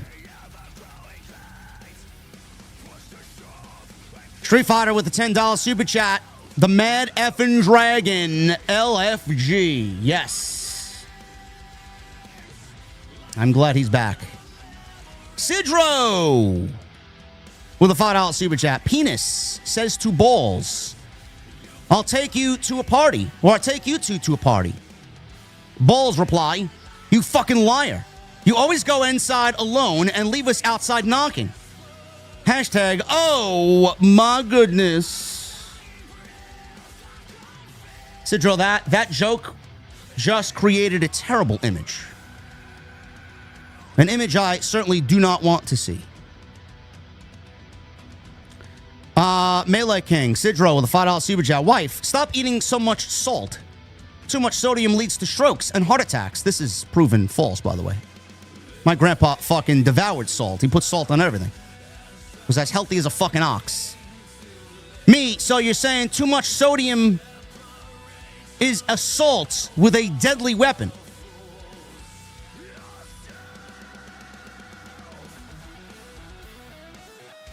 Sidro with a 2. How much do dumplings weigh? 1 ton.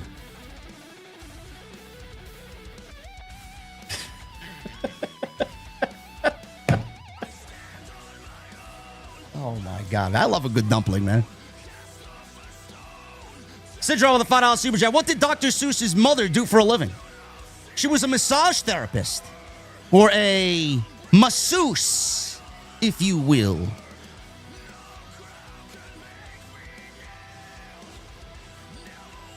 Johnny Boy Vaccaro with $5 Super Jet. Dragunov and Gunther versus Rusev versus Kaiser or Oba for WrestleMania revamped IC title or inaugural title.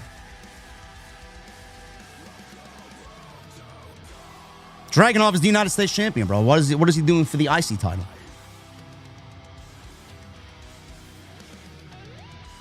Emoji Matt with a $5 Super Chat. After an unsuccessful harvest, why did the farmer decide to try a career in music? Because he had a ton of sick beats. Get it? Beats. B-E-E-T-S.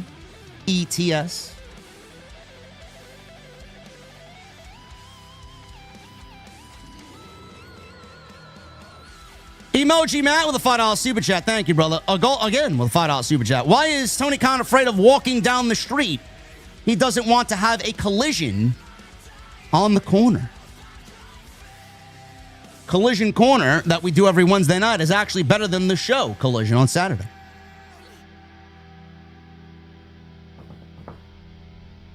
Sidro, you using Chat GPT for your jokes, bro?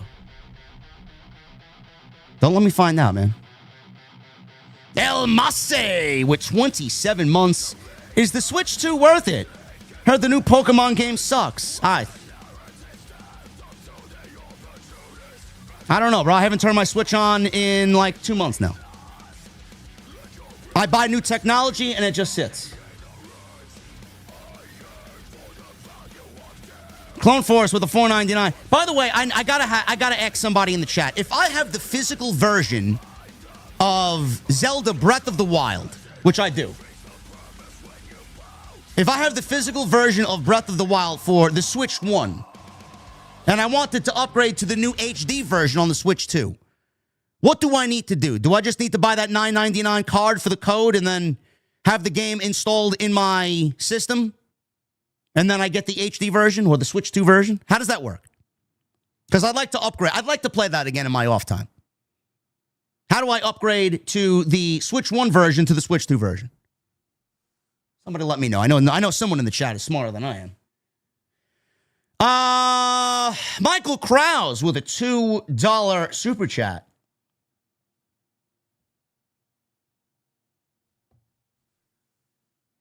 Stephen Hawking, 100 miles an hour on a highway in a wheelchair. Yeah.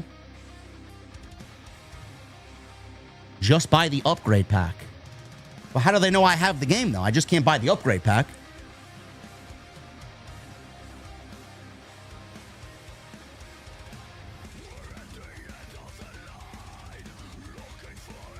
So I need to have the physical copy of the game, which I do.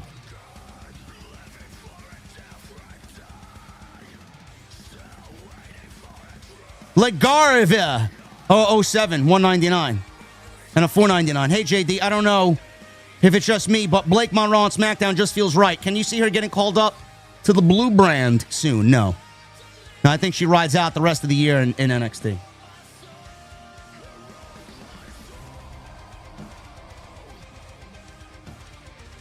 I don't have Nintendo Switch Online Plus. I only pay $4.99 for Nintendo Online.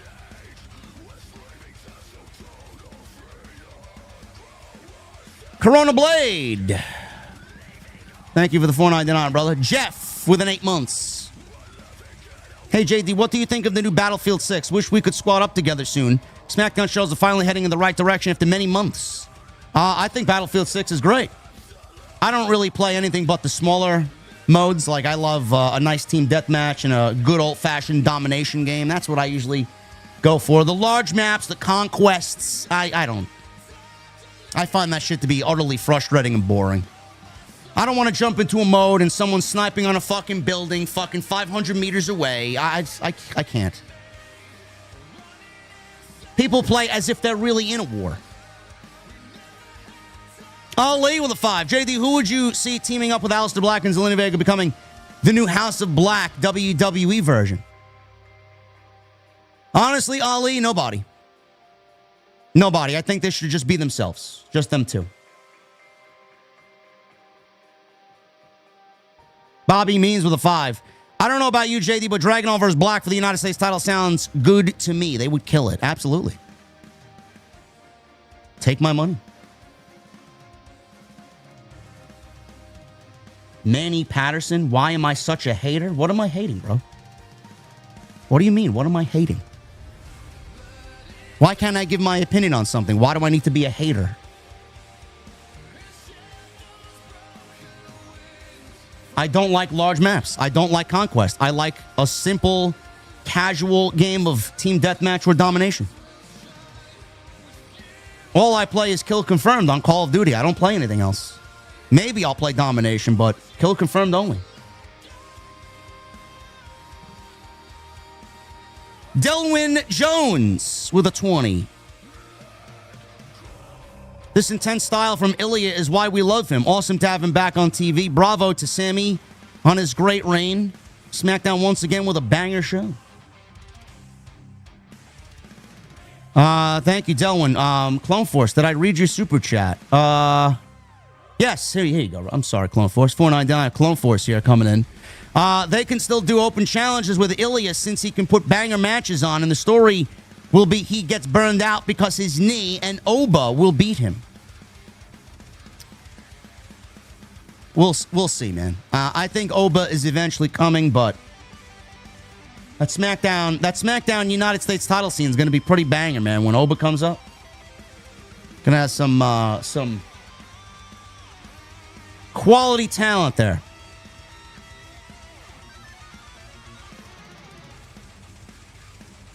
Selly with a 499. 1, how's your mental health, JD? And 2, I don't know how anyone gets offended by your wrestling takes. You say the truth, but God bless you and the chat.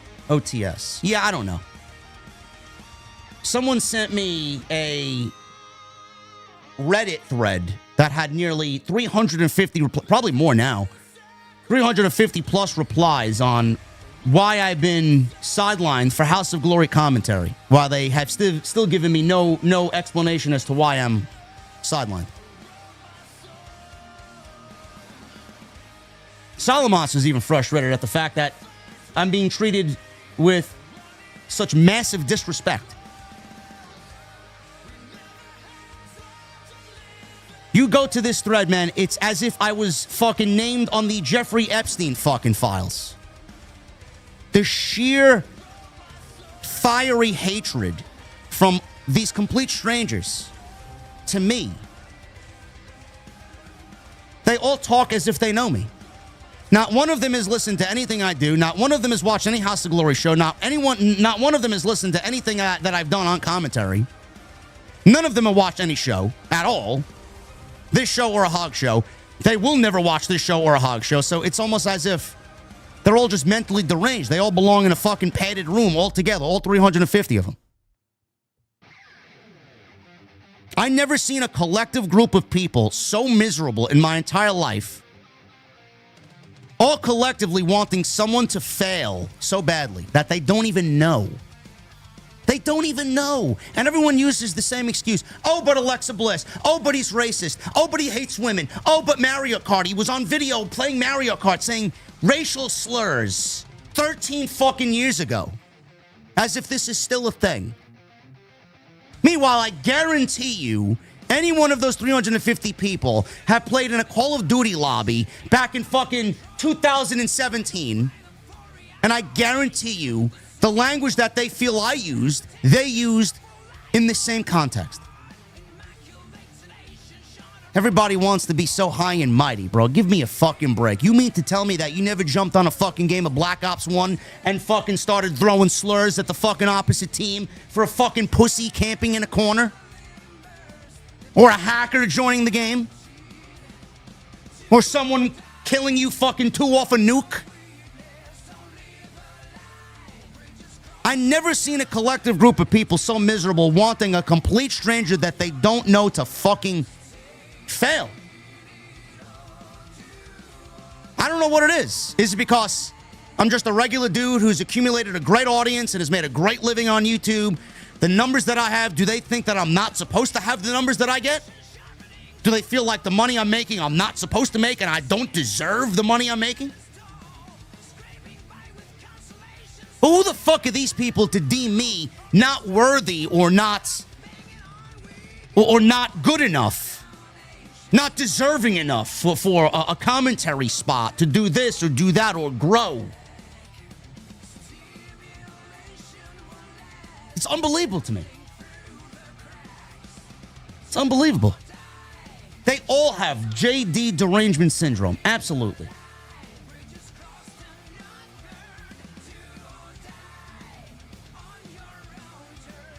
D-Man 70 with a 199. Hey, JD, what's up with Jacob Fatu's injury? Nobody knows, D-Man.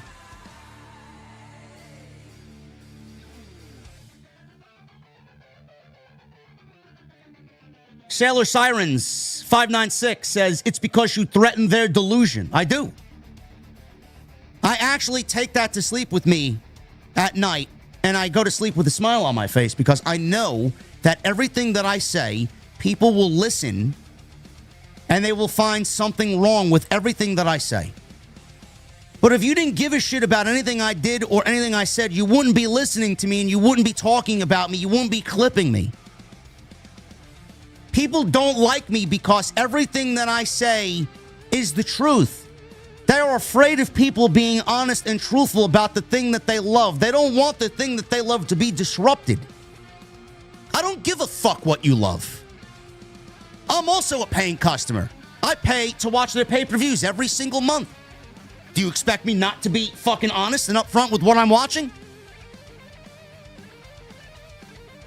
I spend money on AEW every single month. I watch AEW every single month. My time is money. And if I don't like what I watch, I'm going to tell you why I don't like what I watch.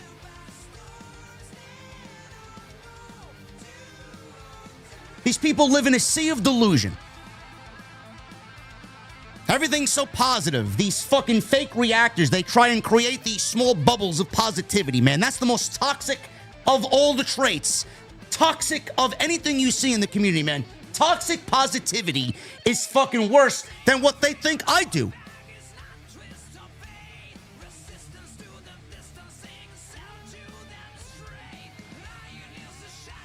I'm not supposed to be where I am. I'm not supposed to have the audience that I have, and I'm not supposed to have the support that I have. Why?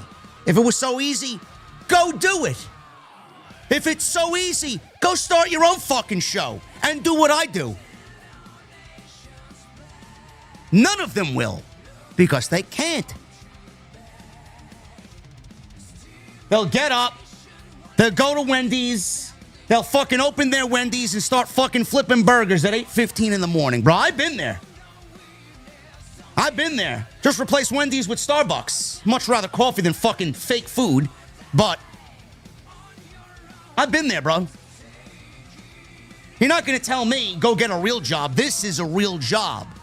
We're living in 2025. Content creator not being a real job doesn't fly anymore. This is very much a real job. The amount of money I spent on this backdrop is worth more than what you make annually. The car that sits underneath me is something that you will never drive. I don't even drive it. I'm afraid to, especially with the streets here in New York and the weather getting colder. I'm not supposed to have a beautiful dark horse, which, by the way, the intro, the car that you see in the intro is legitimately my car. I don't do anything that's fake on this show. Everything you see is real.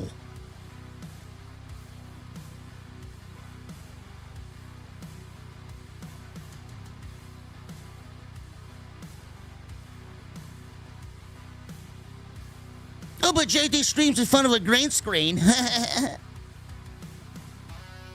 Him and his tiki bar. Yes, let me stream in front of my dirty bedroom with all my fucking action figures and title belts on the wall. Yeah, that'll really show them. That'll really show them. Oh, man.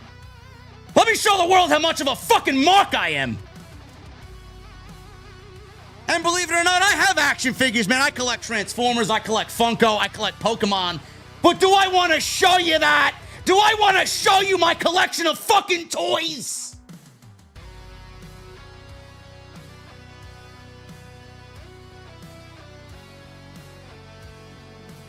Yes. Let me show you my fucking toys.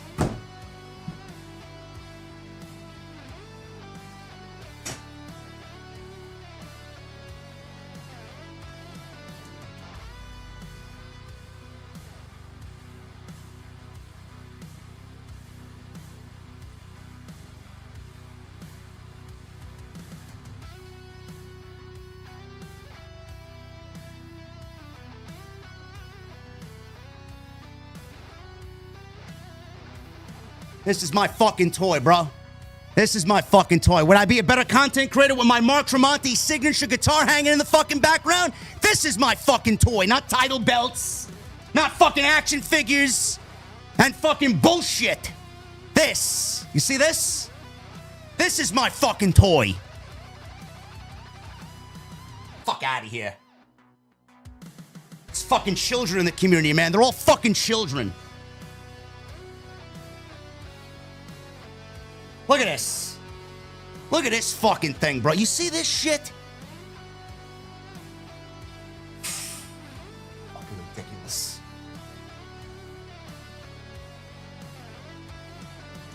Jason Barker with a $5 super chat. Sleazy Blonde has become tainted by the wrestling deep state legacy dirt sheets with sap and is paid. Fake reactor isn't hard enough.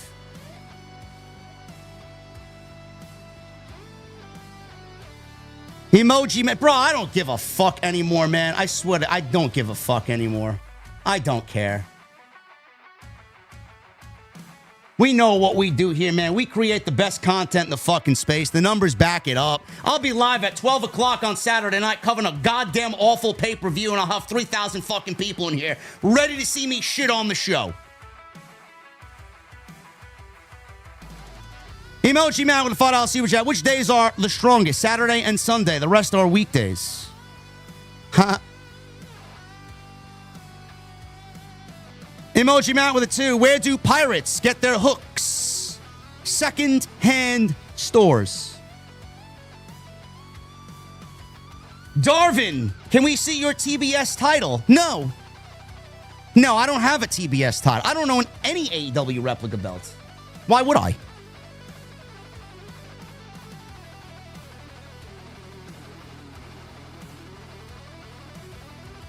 MK Pandy, better podcast, better production, and better toys. Suck it, geeks. Bro, I got the one of the best podcasts in the entire space, the best production in the space. And my toys, they aren't fucking toys, bro. They're adult toys. Adult toys. Not actual toys that Tony Khan plays with. Lavelle with a 5. Per the report, AJ Styles will get a retirement tour next year like John Cena. If he does, do you think he will have one last TNA match and against 2? I do. Could be against Leon Slater. They're very high on him right now. Sidro with a $5 super chat. Cattail came off, got him a new one. Where I get it? At a retail store. And what do you call a dog that swallows an engagement ring? A diamond in the rough. Ready? Anthony Carroll with a $5 super chat. If you have Nintendo Switch Online, it's a free upgrade. Just pop the card in and it should either be a free update or you go to the shop to download it. Well, I will do that. Thank you very much. I guess I could do that with both Zeldas, can I? Because I have both Zeldas. True Crime Unleashed with a $2 super chat. Teshk said in a live stream, you were toxic. Oh yeah, the guy that also was a creep to the other female creators. Oh yeah, I'm really toxic. Yeah, you could stay on the Purple Snake platform and fucking stream in front of your 12 people, you fucking pussy. Give me a break. Lenin Jimenez, that's the same guy that fucking fake reacted to AJ Francis showing up at a fucking Booker T promotion show. Yeah, all right. Yeah, sure thing. Lenin Jimenez with a Mexican pesos in 20. Amateur Hour video deserves a Slammy for Laugh of the Year. Oh, you mean the Andrade video? Yes. Caden Crawford with a $4.99. Mercedes Money issues an open challenge to any champion in the world tomorrow at WrestleDream. Is that official? Is that what they're doing? Michael Krause with a $2 super chat. Dakota Kai might be at the show tomorrow then. She might actually lose the title tomorrow then. We are all here. Appreciate everything you do for us, says Michael Krause with a $2 super chat. Yeah. Thank you, Michael. Delwyn with a 20. Apparently, few people saying on Twitter that WWE and TKO, the company, knows that they need to do better creatively and are looking to put together more exciting, enticing storylines heading into 2026. I hope this is true, JD. Well, hopefully it is. Because they're only going to get better when they do better stories. Can't live in the fucking moment and live on fucking past returns anymore. My Corona with a $4.99. I'm a JD fan who enjoys AEW for the most part. Never found you to be cruel. We don't always have to agree. You're fair, honest, and fucking hilarious.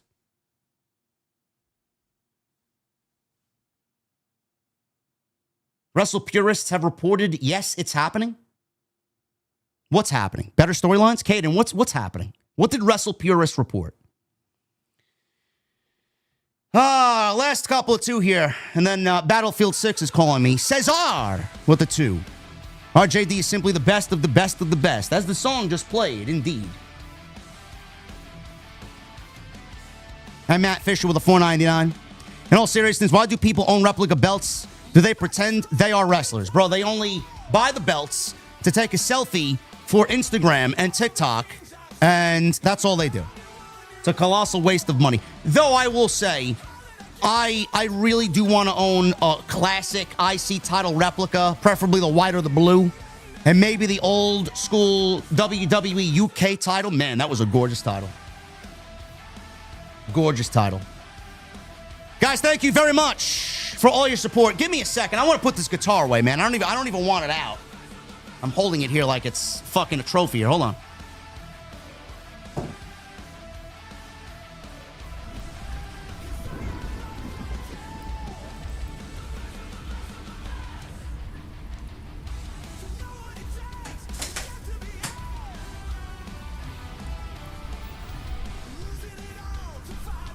Thank you guys for a great stream, man. I appreciate you very much. You guys killed it tonight. Follow me on social media at JDfromNY206. Twitter, Instagram, TikTok, and Cameo. Hit that subscribe button down below. Turn on the bell for all notifications. Make sure you go and check out all the great content, including 2 Andrade videos yesterday and today. Yeah, but Solo's like family. Solo doesn't apply here. Solo does not apply here. Go check out all the content. Hit that thumbs up. MyBookie. Go to mybookie.ag. Use code JD. Support my sponsor tonight. Great friends of the podcast. And leave me a comment down below. Let me know what you thought of tonight's SmackDown. And also hit that thumbs up on your way out. Guys, I will see you live tomorrow night with the one and only Chi-Town Smark for Wrestle Dream. Oh, God. I'll see you guys later.